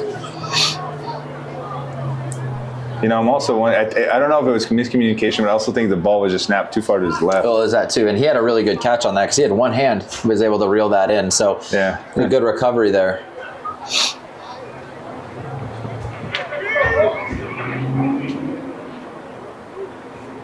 So if you're on the Wolfpack sideline, how much more confident are you feeling after that pick 6? For sure. You feel like you got these guys scared. You got their back against the walls a little bit. And to be real with you, that's how the Wolfpack likes to play. They like to play the intimidation game. And the fact that they switched their quarterback shows that maybe they're actually getting a little intimidation going. 2nd and 12 for the Rogue. They hand off to Fabrice Tay. He takes to the left side. Looks like he gets a gain of 7 or 8 yards. Yeah, and I like that you addressed, because I know you've been in this league for a long time, Brayton. So when you're on that sideline, you watch the other team swap out that quarterback. Is it kind of like, okay, we've got them? Is this they're kind of having to go in a direction that they kind of woke up this morning thinking they didn't have to go into? Exactly. I'm going to tell you, one of the best things that you like to see is the other sideline yelling at each other after a play. Because the best teams, like you see, like even when the Patriots were down 28-3 against the Falcons in Super Bowl 2016, they weren't yelling at each other, and they came back. Best comeback of all time. So if you can see guys arguing with each other, you know you got them backed up. Okay, it looks like our boy Armand Mundo Wise was looking for their go-to receiver, David Glanison, and it was just too short of a throw. And let's also point out the fact that Nick Mora-Sosa got right in there on the blitz, was able to add pressure on that play. I think it made it to where the quarterback had to get rid of it a little bit quicker than he wanted to. So it shows again that Nick Mora-Sosa knows where he needs to be and gets there. Exactly, man. He doesn't, even if he's not making the play, he's still in that area. He's putting the pressure on. He's making it harder for the quarterback to make the read. It's one of those things where I feel like defenders sometimes don't get enough love, where they didn't hit the ball, they didn't make the tack, they didn't make the tackle, but they made it hard for the quarterback to throw it. Yep. So we get a punt right now by the Rogue. And that was a really crazy play by number 6, Titus Grayson. He saw it coming. He should have just got out of the way. Yeah, no, he got really lucky that he was able to hang on to that one, because again, when you're playing and the ball's bouncing at your feet, you run away from it like it's a grenade. But the fact that he said, no, I'm going to grab onto this, and still was able to reel it in. Crazy play, but you know what? Panned out. You see the way like Jawan Breezel was telling him too, just that. He's like, come on, man. And Tyson's like, but no, it was bouncing. It was like, yeah, not worth it. Hey, you can't argue something that worked, right? Yeah, see, like you won this time. All right, so Wolfpack coming back out. Oh, and by the way, a question was asked, what happened to the starting quarterback, Tyrone Williams, number 7, who, by the way, is leading the league in passing yards, even though he's missed the last game and this game. But what happened, if you're looking at the stream, he fractured his toe, but he's going to be back in a couple weeks. So Nico Lippert hands the ball off to Raheem the Love Machine. Unfortunately, there's a couple missed lost yards. It's looking like 2nd 13 now. Yeah, I think, the Wolfpack offense just has to have the understanding that you're in the driver's seat. Run the clock. Don't do anything risky. If you are able to move down the field, that's great. But I think that's more secondary. It's let's give the Rogue less chances to get back in this. You see the Rogue too. They're crowding that D line or that box. There it is. And the ball goes too high, hits Nico's hands, bounces in the air. That's not Nico's fault. And again, that's just an unfortunate play that the Rogue has been able to take advantage of. You've seen bad snaps all game, Blake. And that one just unfortunately got away from Nico. Well, and I think it's hard for some people to understand that it is really hard to play center. You have to snap the ball accurately, then get up in a fraction of a second and get ready to block somebody who's, 6 points for guests. Just as big as you. So that's a tall order. That's really hard to be able to remain accurate in those snaps. So I really can't put too much blame on the center. 6 points for guests. But again, with these Rogues, the Rogues are able to take advantage on some of these slip-ups that the Wolfpack offense have made. They just need to clean up some of these things. And even the defense, they've had some encroachment as well. So just clean up some of the minor mistakes. They're playing well. I think they're coming in with a really great game plan. You just got to clean up those small details. I think what was also happening, Blake, was the Rogue is stacking the box. The inside the area where a lot of the runs happen. And I think the O-line got a little jumpy. And so even that snap, it went too high. Well, and that's hard too, because if you have 5 O linemen, and if you just have 2 linebackers getting lined up with those other 4 D linemen, you got 5 guys trying to block 7, and you're trying to figure out who am I supposed to be getting. And if you get the wrong guy, that can turn it. So sometimes you get into your head of thinking which guy's rushing me, which guy's backing up, and that can be really challenging. I think that's exactly what happens. Knowing the center, like I got to snap this ball quick and then look up to see if one of these guys is coming, and I think that's why the ball got too high on that snap.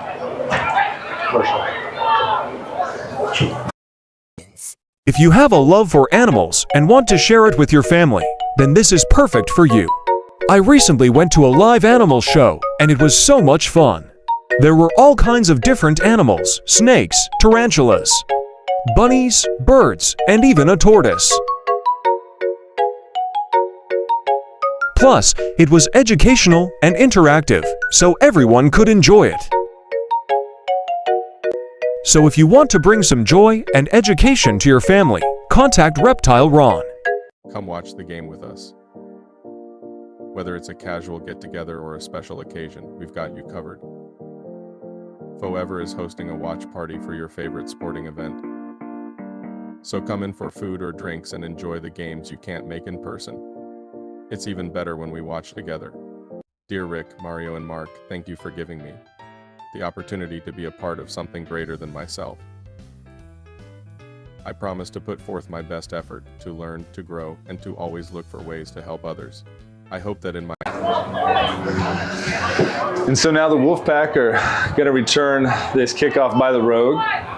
We have number 2, Juwan Foshizo Mabrizo, which we haven't really said his name very much today, which is not usual. Typically we say it a lot. And actually something we haven't talked about is number X, Javonte Williams, the left side returner. This is his first game back. And this guy is just a beast, man.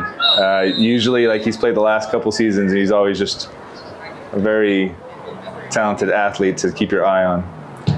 Rogue with the kick, right to Javonte Williams, who lets it bounce and is gonna take it. Javonte to the right, cuts back, shakes the first guy, shakes the second guy, goes down just before the 20. I think he got the most out of that return than he could, right? He took a lot out of that just by his little wiggles there.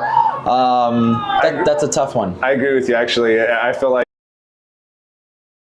from his return team. Agreed. Yeah, and kind of what I was saying last drive is the main thing here is don't make mistakes. If you got to run it, if you got to throw some screen pass that gets 2-3 yards, that's fine. wipe down your pads, go for the next play. Don't make mistakes. And then right now the score is 15-13. It's just been defense making the plays all day, Blake. Well, and I know we've talked about it a few times, but it's certainly something you want to talk about, a lot, is that the DBs with the Rogue have multiple interceptions. Now 5 different DBs on that team have multiple interceptions. So this is a very aggressive defense. They're very confident. That is a hard combination to play up against. Yeah, man. I mean, even today, the only score has been one. Was it a deep pass by the Rogue? Yeah, that's where the corner had backed up, fell over, and it was just again another little bit of a mishap. After that, it's been 2 pick sixes by the Wolfpack defense, and then the game difference 15-13 has been PATs.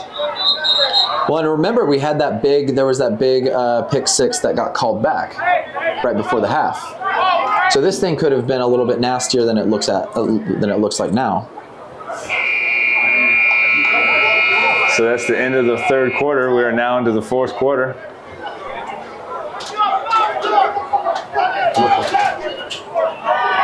Whoa, whoa, whoa, whoa, whoa, whoa.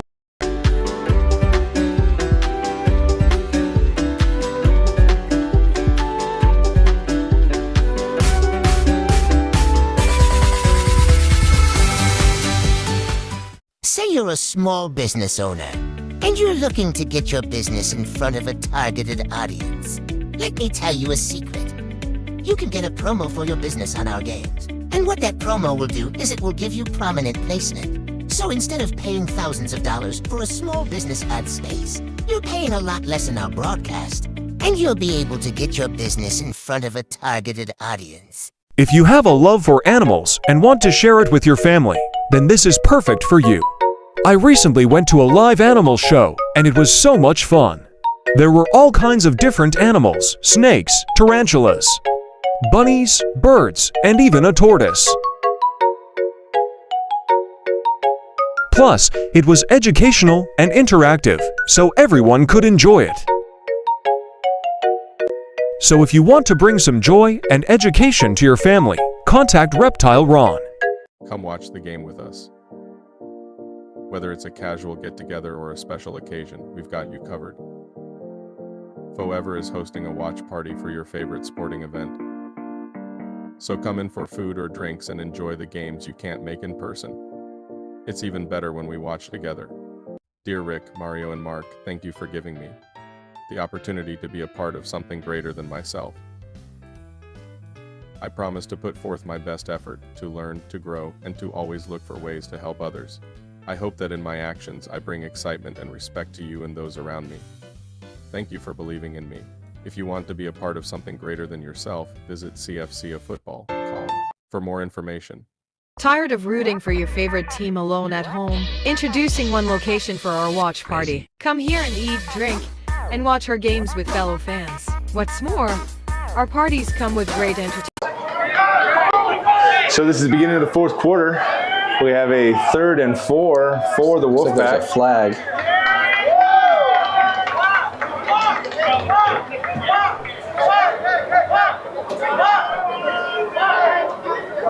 So 3rd and 9. That's a false start.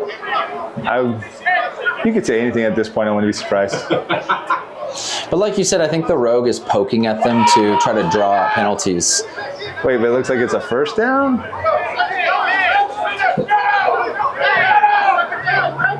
Everybody's messed up right now because you got these guys going the wrong way. I think we're still just trying to clear some stuff up here. The chain gang is a little bit lost. We're just piecing it all together right now. I think that the change of the quarter.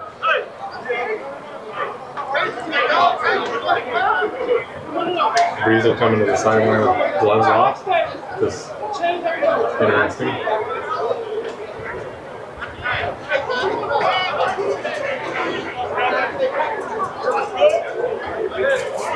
Okay, so bad news. But good news is that we know what down and distance is. Bad news is it's 3rd and 20 for the Wolfpack. Oh, wait, 3rd and 18, 19? Again, this is a really tough spot, especially knowing how good the Rogue defense is, especially in the defensive back group. So this is a tough hole to dig yourself out of.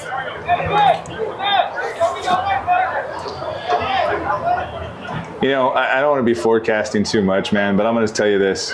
This is still the early part of the season. This is still we're getting towards the halfway mark. Don't sleep on the Wolfpack. They don't even have their starting quarterback here. They have a lot of guys who aren't here. They don't have their starting free safety, Terry Robinson. Even if whatever happens, the Wolfpack will get better through the year. Well, the fact that they're still able to keep it close with the Rogue with those backups is impressive. So they decided to go with that. It's 3rd and 20, so they go with the handoff to Taji Scott.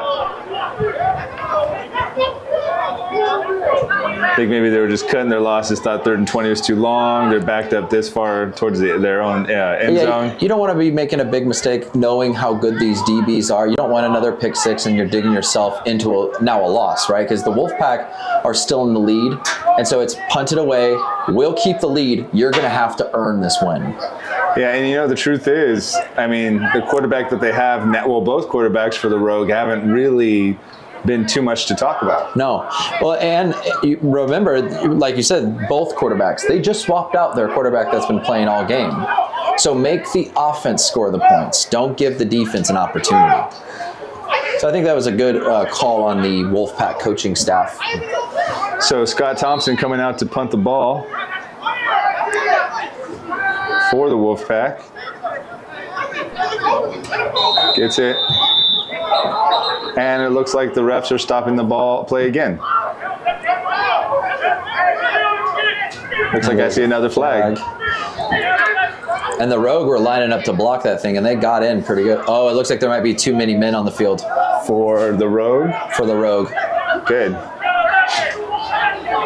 I don't care if that was slipped. I could be wrong, but it looks like the ref is counting the Rogue players.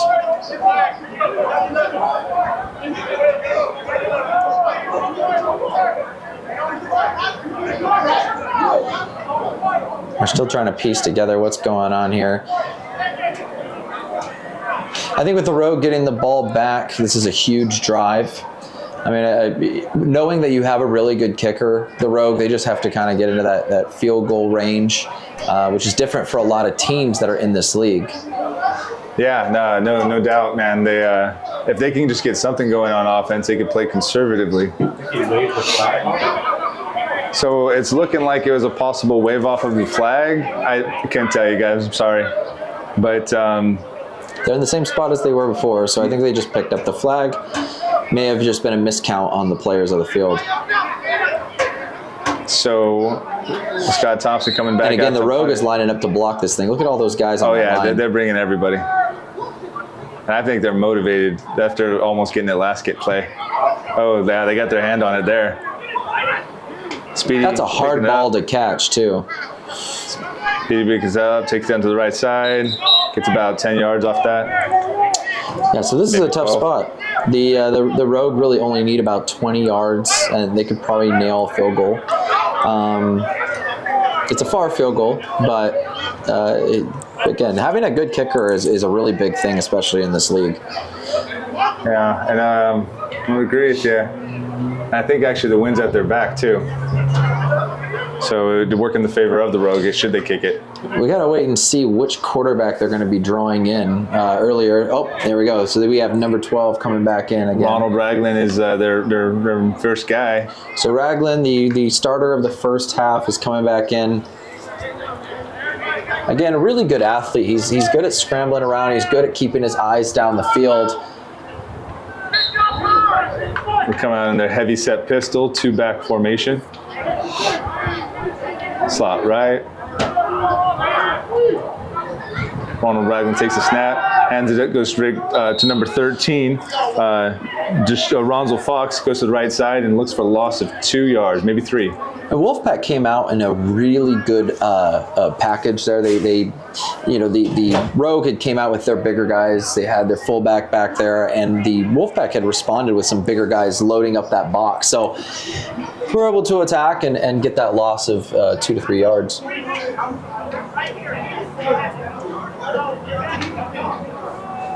I mean, it really feels like if anything hasn't worked for the Rogue is running up the middle. They have broken a couple runs to the outside, though. I think they had one 5-yard run up the middle, and that was their longest run that I can remember. But other than that, you're right. It's been stuffed up the middle. I don't think the Wolfpack is concerned with the run. So they come back out in the pistol formation. Slot right this time, back left. 2nd 13. Ronald Rattling then takes the snap. He gives it to his up back. Goes up to the right side, back up to the middle, and then again, lost a yard, maybe the line of scrimmage. And I don't know if you saw there, but that handoff was pretty sloppy. It was snapped right into Ragland's hands, and you saw it bouncing as it was going into the fullback's hands. So a little bit of a sloppy handoff, and I think that's what resulted in that no gain. Because the Wolfpack really didn't load up the box that time around, which is surprising with the fact that there's 2 backs. Now with it being 3rd and long, they're going to get a little bit lighter. Be ready for that pass. They have to remember, again, Ragland's got some legs on him, so make sure that you contain him. Don't let him run around and pick up yardage. I know who I think they should be looking at is David Giason, number 81. Ragland takes the ball, looks right, throws, and sure enough, there he is. Giason with again the catch. I think I've been saying Glanison this whole time, but that's actually G-I. Oh, Giason. Okay. Yeah, that's what I was just saying. Yeah. Okay, yeah. Yeah, Giason. Yeah, okay. Yeah, you got it. You got it. Okay, well, thank you. I didn't need it. Yeah, no, he's and you called it before the play, right? Because that's been his guy. Before he's even calling hike, he's looking his way, and he's been pretty good at finding, like I said, finding that open area within the zone. So we got a 4th and 5, and it looks like they're going for it. Play call.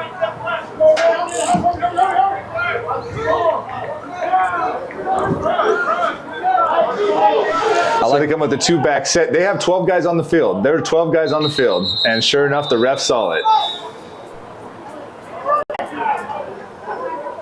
Yep. And there's a flag. Wow, this is actually a flag against the Rogue. And a huge call at that.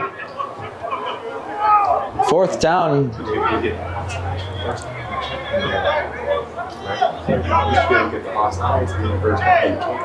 You'd be able to do the offsides before, but you're not able to do that anymore. So you're stuck with this flag, right? The Rogue has been able to get away with a lot of flags on the Wolfpack side of things. So this is certainly a change of pace of what we've seen from the beginning of the game.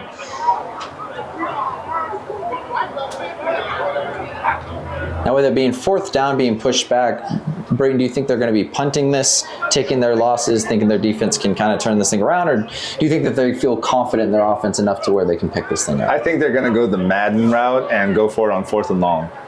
It's going to be 4th and 9 now, and they're probably going to pass it. And the chain hasn't been changed. There's a timeout by the Rogue right now?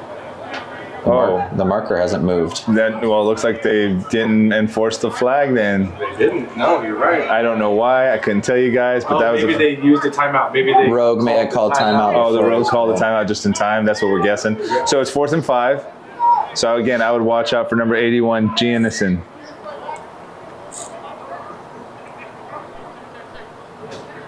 Got 2 receivers each side. He even does a hand signal to the right side. Ragland takes a snap, looks left. Now he's escaping right, and he's running. He's going for it. He goes back up the middle, and he falls down. That's a 1st down. They hit him as he was sliding, but it looked like he was kind of pulling back. He wasn't exactly trying to make it for full contact. And he does get the 1st down indeed. That's the tough part with Ragland. He's got legs. He can move around. He can find that open space to get you a few yards. You want to cover his first read? That's fine.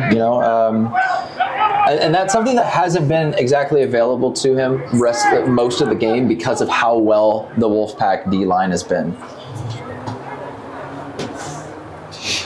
Yeah, they've broke down that pocket real quick like they've been doing all game. And so it looked like his only option was to run. Okay, so the Rogue come out and spread 2 receivers each side, shotgun.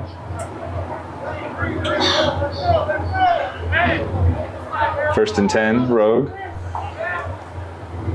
Ronald Ragland takes the snap, looks right, throws right for the fade to Giannison, and nothing. Way over his head.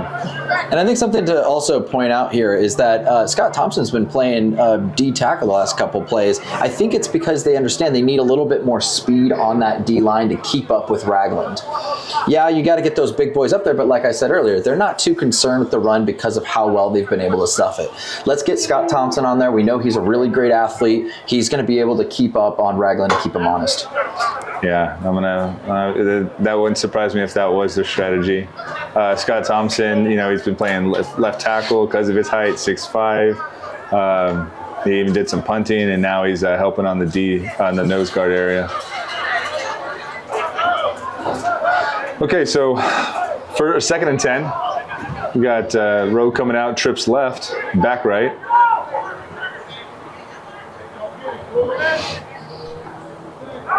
Ronald Ragland takes the snap, he looks left, looks back to the middle, throws it high, tries to hit his number one receiver, Terrence Tibb Cocky, but it was just too high. It touched his fingers, but it looked like our boy number 10, Edgar Segura, got the hit. Yeah, and it looked like he was open for a split second. But again, I think one of the great things that the Wolfpack has been doing in this game is they're giving them the space and they're cutting on the ball as soon as it's thrown.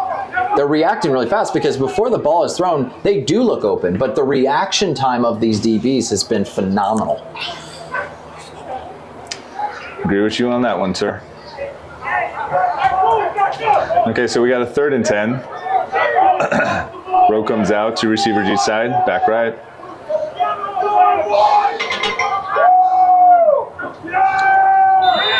Oh, look like a false start.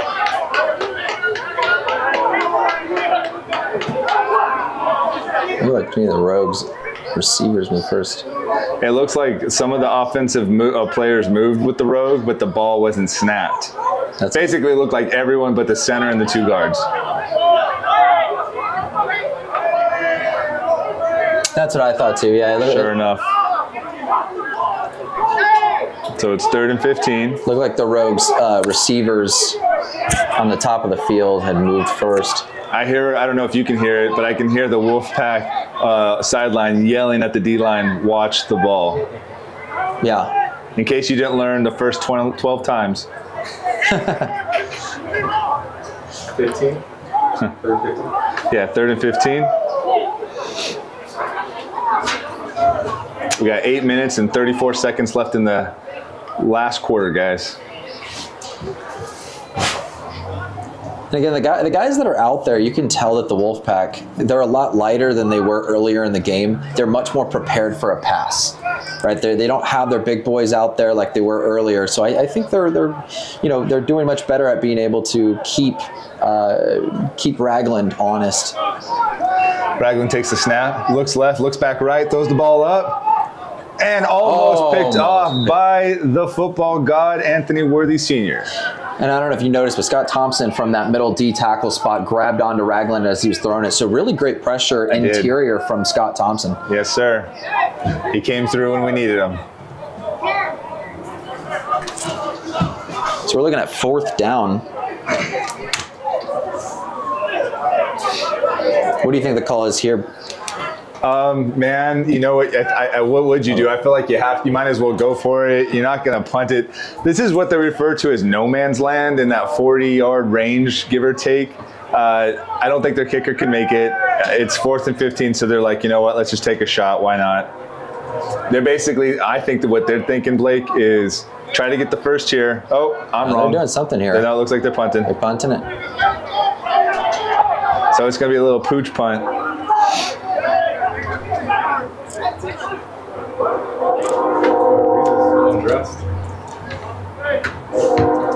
Oh, and it looks like it's going straight out. This is a Peter call. Get out of the way.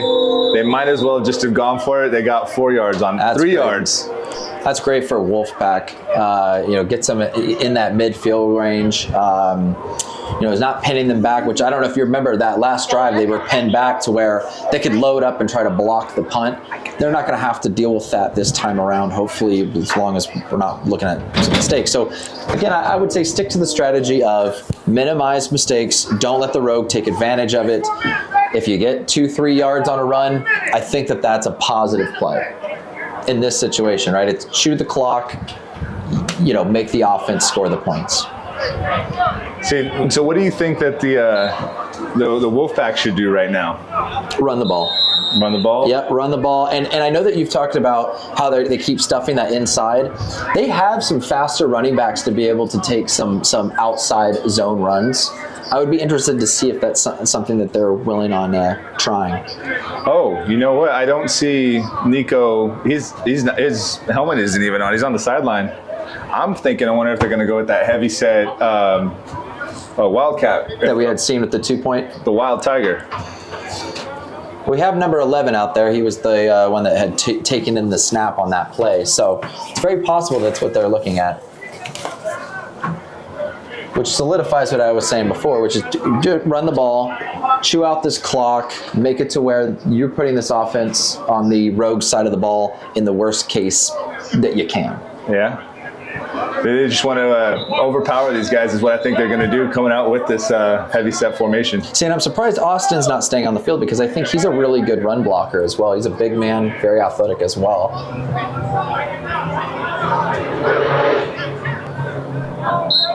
So sure enough. Yeah, it's that same formation we had seen earlier. It's like a trips right, pistol, heavy pistol left, hands the ball off to the left side. And that rogue team just was there as soon as Redmond got the ball. Well, and I know it says Redmond, is 6 foot tall. He looks so much taller from here. He looks like a tall, structured guy, you could probably say a little bit more than I, but he seems like a pretty quick player as well. He's a pretty versatile athlete. I'll give you that. I would say he's probably 6 foot tall, but I wouldn't be surprised if he has lifts inside those shoes.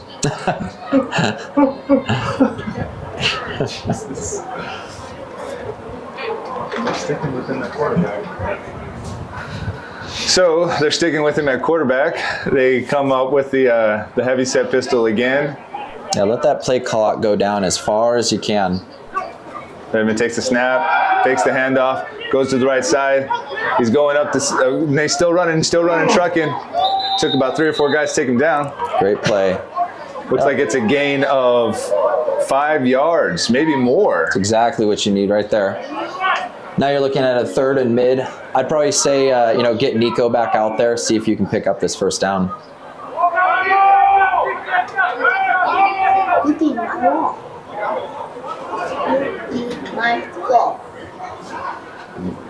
So it looks like they're going to be sticking with this same formation.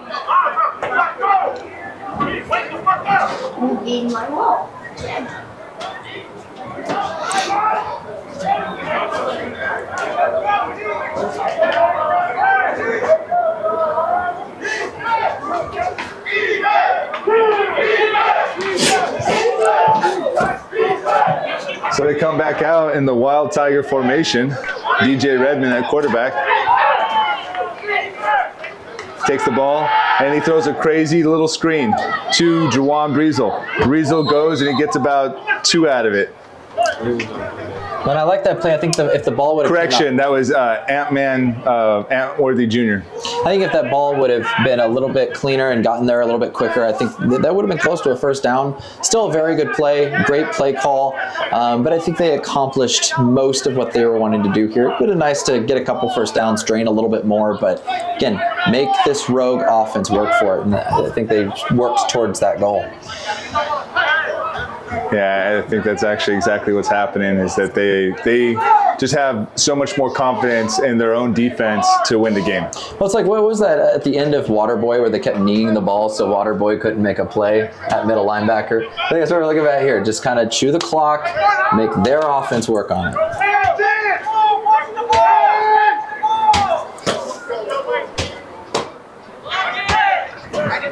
So we get Ann Worthy with our senior with the kick. Great nice punt. little punt. Bounces and brings it about the 23-yard line. That was a great punt. Oh, the ref's putting at the 26-yard line, and I do not think that was a good marking. I thought he got to the 22, 23. It bounced back much further than that before going out of bounds.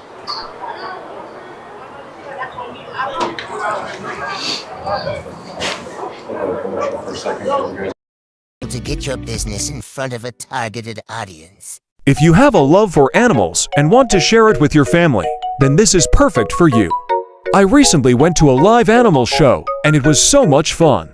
There were all kinds of different animals, snakes, tarantulas, bunnies, birds, and even a tortoise.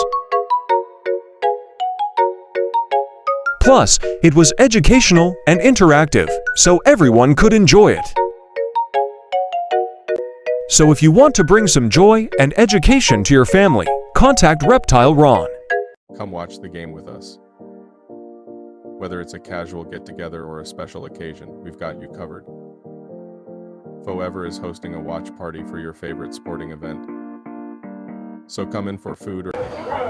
All right, so the Rogue looks like they have 2 receivers on either side. They're going to send one in motion, put him in the backfield. Looks like they're going to stick to the run, trying to get to the outside is Speedy, who does not get there before he's brought down. A little pushing and shoving going on after the play. Both of these guys just trying to make dinner plans later, I believe. And it looks like number 85 was looking for a flag. I don't know if he thought maybe they were holding on that O-line. And see, there he is talking to the ref. Yeah, see, he's grabbing onto his shoulder. So it looks like the Rogue might be holding a little bit on that play to beat onto the outside. But still a really good reaction time on the Wolfpack's defense. They're doing good at getting onto the ball quick, and that's why those run plays haven't been very effective.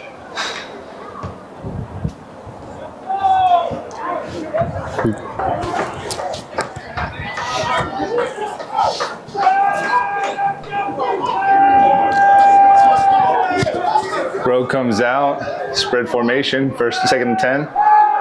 Ragland throws up high, and he throws it right to in and out of the hands of Eugene. Oh, yeah, that would have been it right there.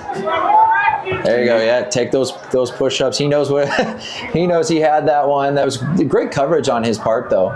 You know, they've done a great job of making sure they're in the right spot. You just got to finish it through with that catch. I think that we're going to have another opportunity at a play like that. We just need to deliver the next time around. That goes to the old saying for DBs, that's why you play DB or defense. It's a hard thing. I mean, you know, Wolfpack's played primarily, I don't remember a man-to-man play. This has been primarily zone. And it's tough because you have to be able to know what you're looking at. You have to understand the combinations. You have to understand what formation you're looking at. And they've done a great job of being able to read what the quarterback's looking at.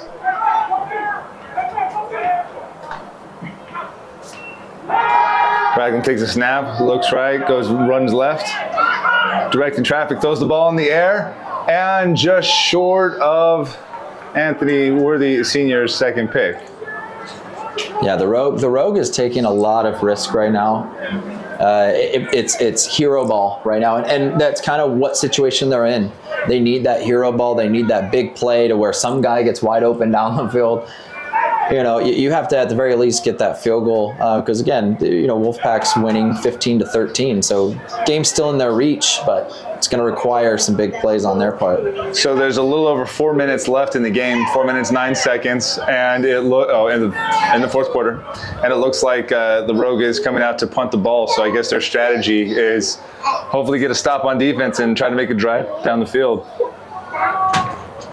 It looks like they're punting again. But today has definitely been a defensive game.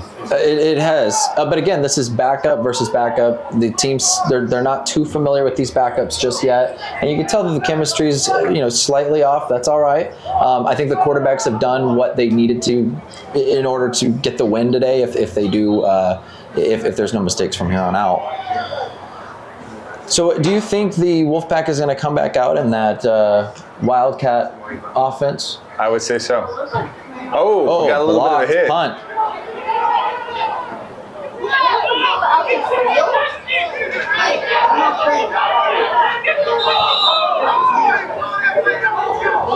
So I never understood that. Why guys like even there, Nick Sosa, he's still standing around the ball. I don't understand why. Because you see number 4 of the Rogue pushed him into the ball. Hopefully maybe his leg hits it or something like that. Yeah. I don't get it. Yeah, you gotta, again, I know we talked about this before. If the ball is in a play like that, run away from it like it's a grenade. I know we had that freak play earlier where he did do that and was able to reel in the catch, but that's not too common, and it's a high risk, low reward type of play. So it looks like this time they're coming out in spread. Still got Redmond Jr. back there.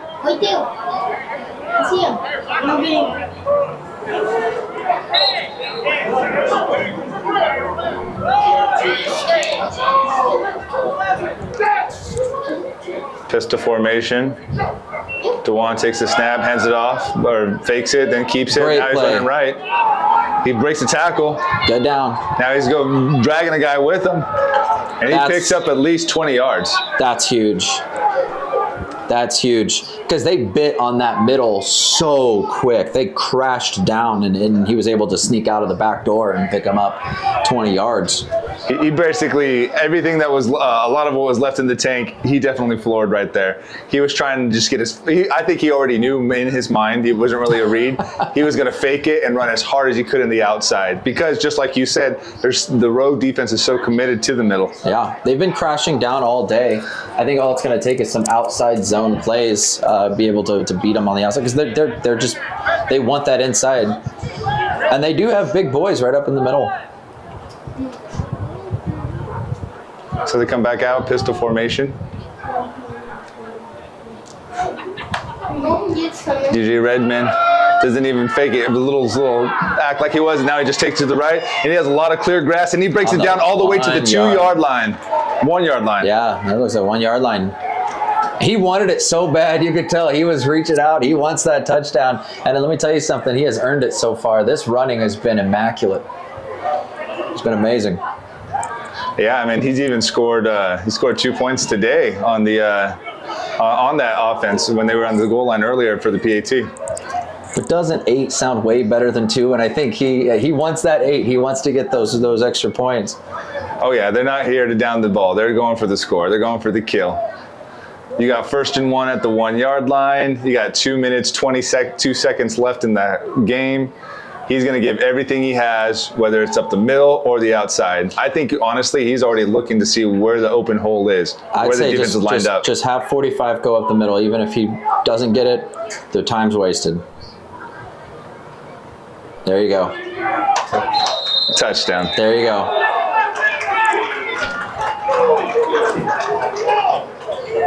I hope somebody's buying him dinner tonight. He has played really well. He's been able to collect a lot of points. So.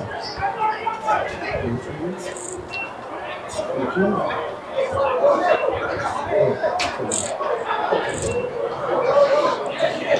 do you do here? Really been very successful on PAT. You have an 8-point lead, but you could make it a 2-score game if you could get the Yeah, now the question is how many points extra are you going to be going for? It looks like they're just going to kick the regular field goal. Just go for the standard PAT kick with Mariano Meje. And I think that's the right call. I think, yeah, it's definitely more of a guaranteed thing. Mariano, he's already made 1 PAT point. If they get this, they're up by 9 points because currently they're up by 8 points. But, bad snap. Worthy grabs it. He goes up. Wait, but they actually able to push him in, I think. No, he was short. No, just short. Inches short. So this game, it's still alive. It's a low chance. We're looking at 2 minutes and 1 second. So as soon as they get the ball back, you're looking at the 2-minute warning. So here comes your 2-minute drive. Ragland's been kind of struggling with those big plays throwing. He did have that one big play on the right side of him where the corner had collapsed. They're going to need something like that to happen again if they're wanting to get points on the board. But we all know every quarterback, the big thing that you chalk up any quarterback to is what? The 2-minute drive when the game is on the line. So we know that this is a situation where if the Rogue think they can do it, if Raglan thinks that he has it in him, this is the time to shine, man. And like, what if? You never know. What if he does come down, drives, and does score? He's shown that he has the athleticism to make plays to get there. The big question here, because I know in the very beginning you could tell he was nervous. He was a little bit anxious, but as the game has progressed, you've seen him feel a little bit more comfortable. If you're Ragland, you know, you haven't been able to throw great. You did have that one big touchdown. How confident do you feel that you can get your team into a scoring position? I'm being politically, I'm not going to answer that question. I just feel like just bringing everything that you got, you know, who do I know? Who am I to say? But hopefully he's able to show up and give everything that he has and do something for his team.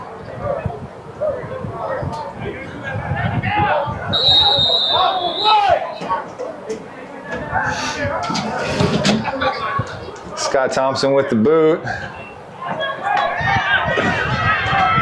Jorvik Calvin of the Rogue takes to the left. He escapes a tackle, escapes another tackle, and he's brought down by the one and only Edgar Segura at number 45-yard line. And there's another flag. That was a big, 2 flags. You know, I was actually talking to the ref during halftime, and he was saying that it's getting pretty scrappy down there on the field, and he wouldn't be surprised if it breaks out to a fight. Well, and the Wolfpack needs to understand the position that they're in. Remain calm. Don't be one of those flags. Yeah, you know, right. Let them get flags thrown on them, especially when you're looking at field position like this. You don't want to risk that.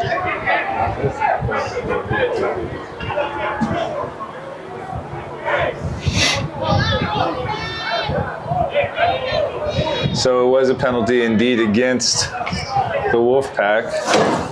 Looks like they're going to be brought to the their own 40-yard line. So great field position for the Rogue. It's definitely still in reach. I think they have, 2 timeouts left for the Rogue? 1:50 left. You're on your opponent's 40-yard line. It's very doable. Especially now with this field position with the flag and the return in combination. Raglan comes out, spread formation, takes the ball, looks left, throws left. Got number 23 of the Rogue. Donovan Wallace takes it up to the sideline and gets the first down. So that's a great way to start the drive, because he also gets out of bounds there, right? Yeah, those are the kind of plays that you need. He's breaking a couple tackles, and he has the awareness to run out of bounds instead of trying to fight for an extra couple yards, making sure that the clock is stopped. Okay, we got some more commotion going on with the refs. Oh, looks like there's a little talking going on with the Wolfpack's Eugene Dawson to their sideline.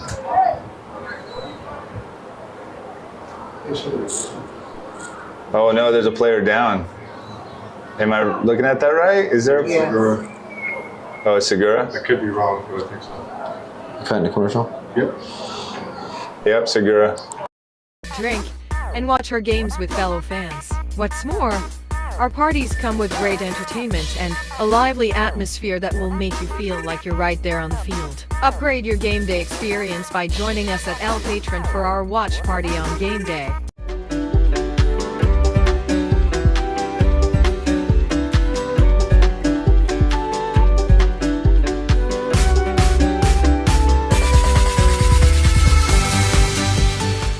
Say you're a small business owner, and you're looking to get your business in front of a targeted audience. Let me tell you a secret. You can get a promo for your business on our games. And what that promo will do is it will give you prominent placement. So instead of paying thousands of dollars for a small business ad space, you're paying a lot less in our broadcast. And you'll... All right, we're back. He was able to walk back onto the sideline, so it looks like he's going to be all right. So we got 1st and 10 Rogue. They take it, quick little screen to the left, back to the same guy. He takes it, he goes up, grabs a couple more yards, gets another first down. Uh-oh, big fight right there. So that was Donovan Wallace. He's out. You can't do that. That looks like that's going to be on the Rogue. You can't do that. Who was it who started swinging? I missed it. That looked like the Rogue. Got the ball. Donovan Wallace? It almost looked like so. The rule at the CFCA is if you throw a punch, you're automatically suspended the next game. Now, I didn't see a punch thrown, but that was an excessive shove Threw him to the way ground. after the play was done. And it didn't, I don't even know why, because it looked like Anthony Sr. came in hot. I don't want to say late, but right as the ball carrier was going down. Should we go to commercial?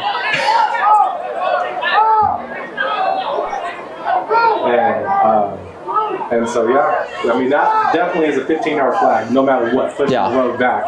But what is that going to do?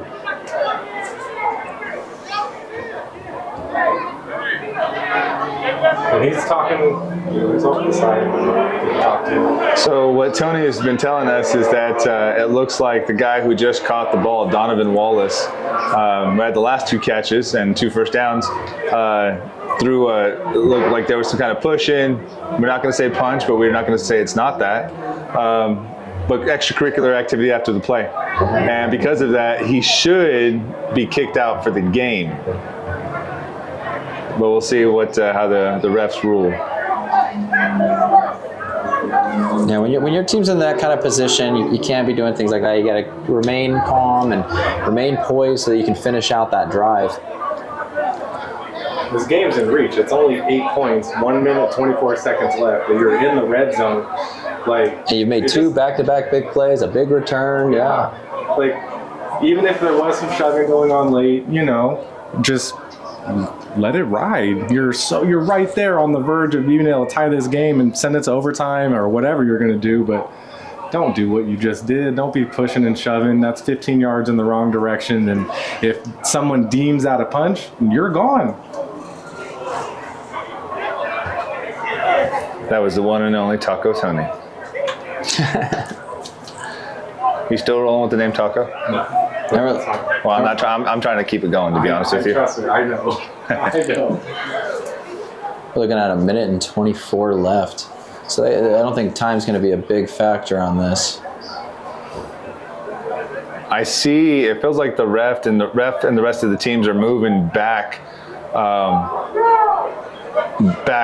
towards the other goal line. So that would mean that it's a penalty in the favor of the Wolfpack, if I had to guess at the moment.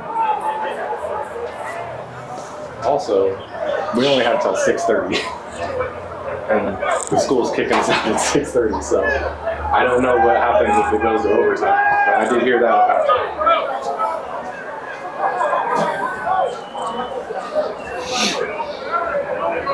And so since he got the first down, it's what, now 1st and 25? Or first down?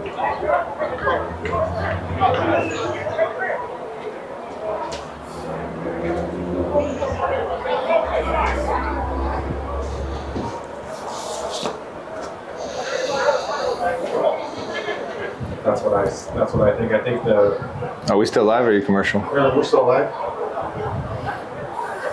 Yeah, I think they're just kind of clearing everything up before we continue on with this game. Well, Donovan Wallace, the guy who caught the ball, is now on the sideline sitting down on the bench of the Rogue. So I think that would be a personal foul and he might be out. I can't confirm that because the refs aren't signaling it. But we have a 1st and 10 for the Rogue. Actually, it's a lot more than that. It has to be more than that. Yeah. Throws the ball to the right. Oh, that's going to be pass interference. Yeah, just like Tony's saying, he's saying it's not catchable, which I agree, but they're still giving him a penalty on pass interference on the DBs.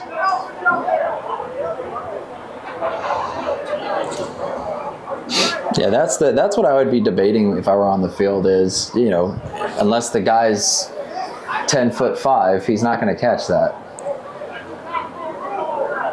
Morgan's pissed.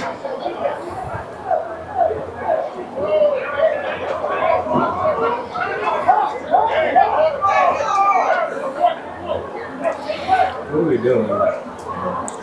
Did they pick up the flag? I have no idea. I'm trying to figure it out. I don't. Well, no, it looks like they gave him the 15 yards. Yeah, I think that they gave him the 15 yards. Was it illegal contact?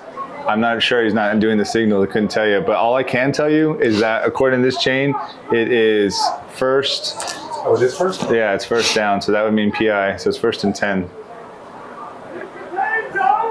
Okay, so row comes out, spread formation, 2 receivers, back left side.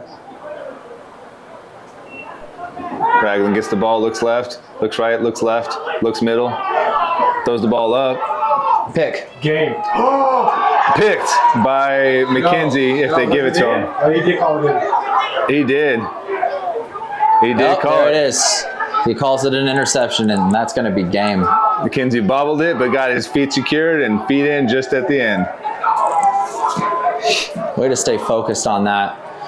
And like I said earlier on that drive, is you're going to get another opportunity. You just got to deliver it this time around, and they did.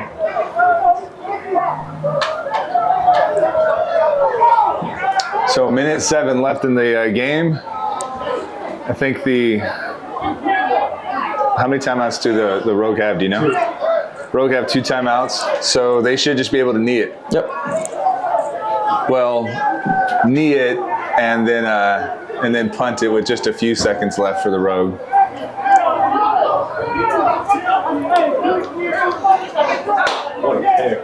Which, if you're the punter, you can always just grab onto the ball, stand there for a little bit, and then knee it. Because again, we've seen big returns from the Rogue. Looks like they come out in victory formation, sure enough.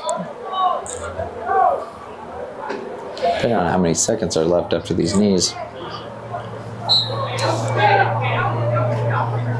Well, what I'm saying is if they have 2 timeouts, yeah, they could call it, and then that means that then it'll run and take 35 seconds off the clock. Oh, timeout. Right, so they call timeout, timeout, and so then they'll do it, and timeout, stop,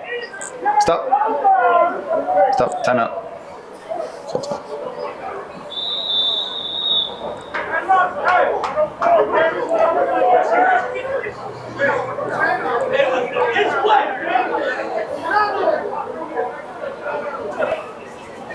So, but what I'm saying is they could down it twice, call timeout twice, but then they'll down it another time, and they can just get 35 seconds off the clock, from the game clock, but they'll have to still punt it. Yeah. And this team will have about 25 seconds left.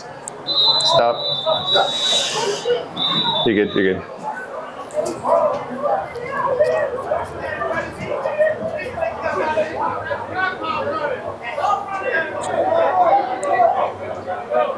They call timeout, fool.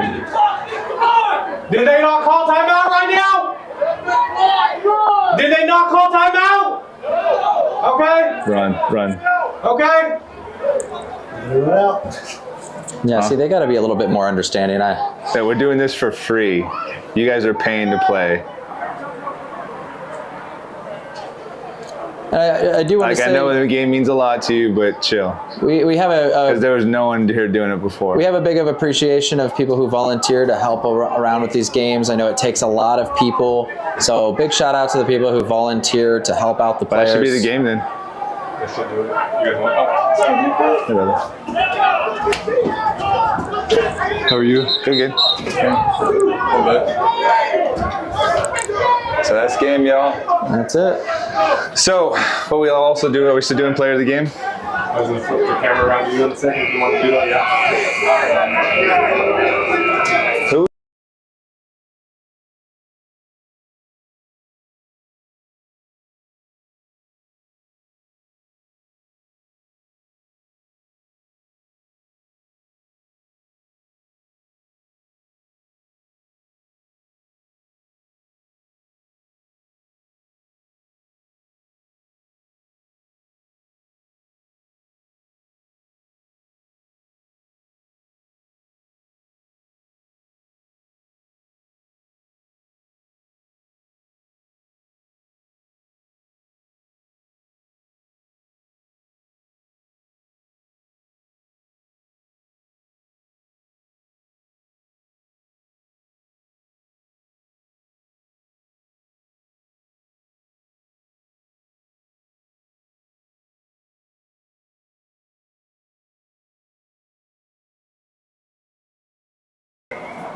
All right, guys. So, hey, thanks for joining us. We're done for the day.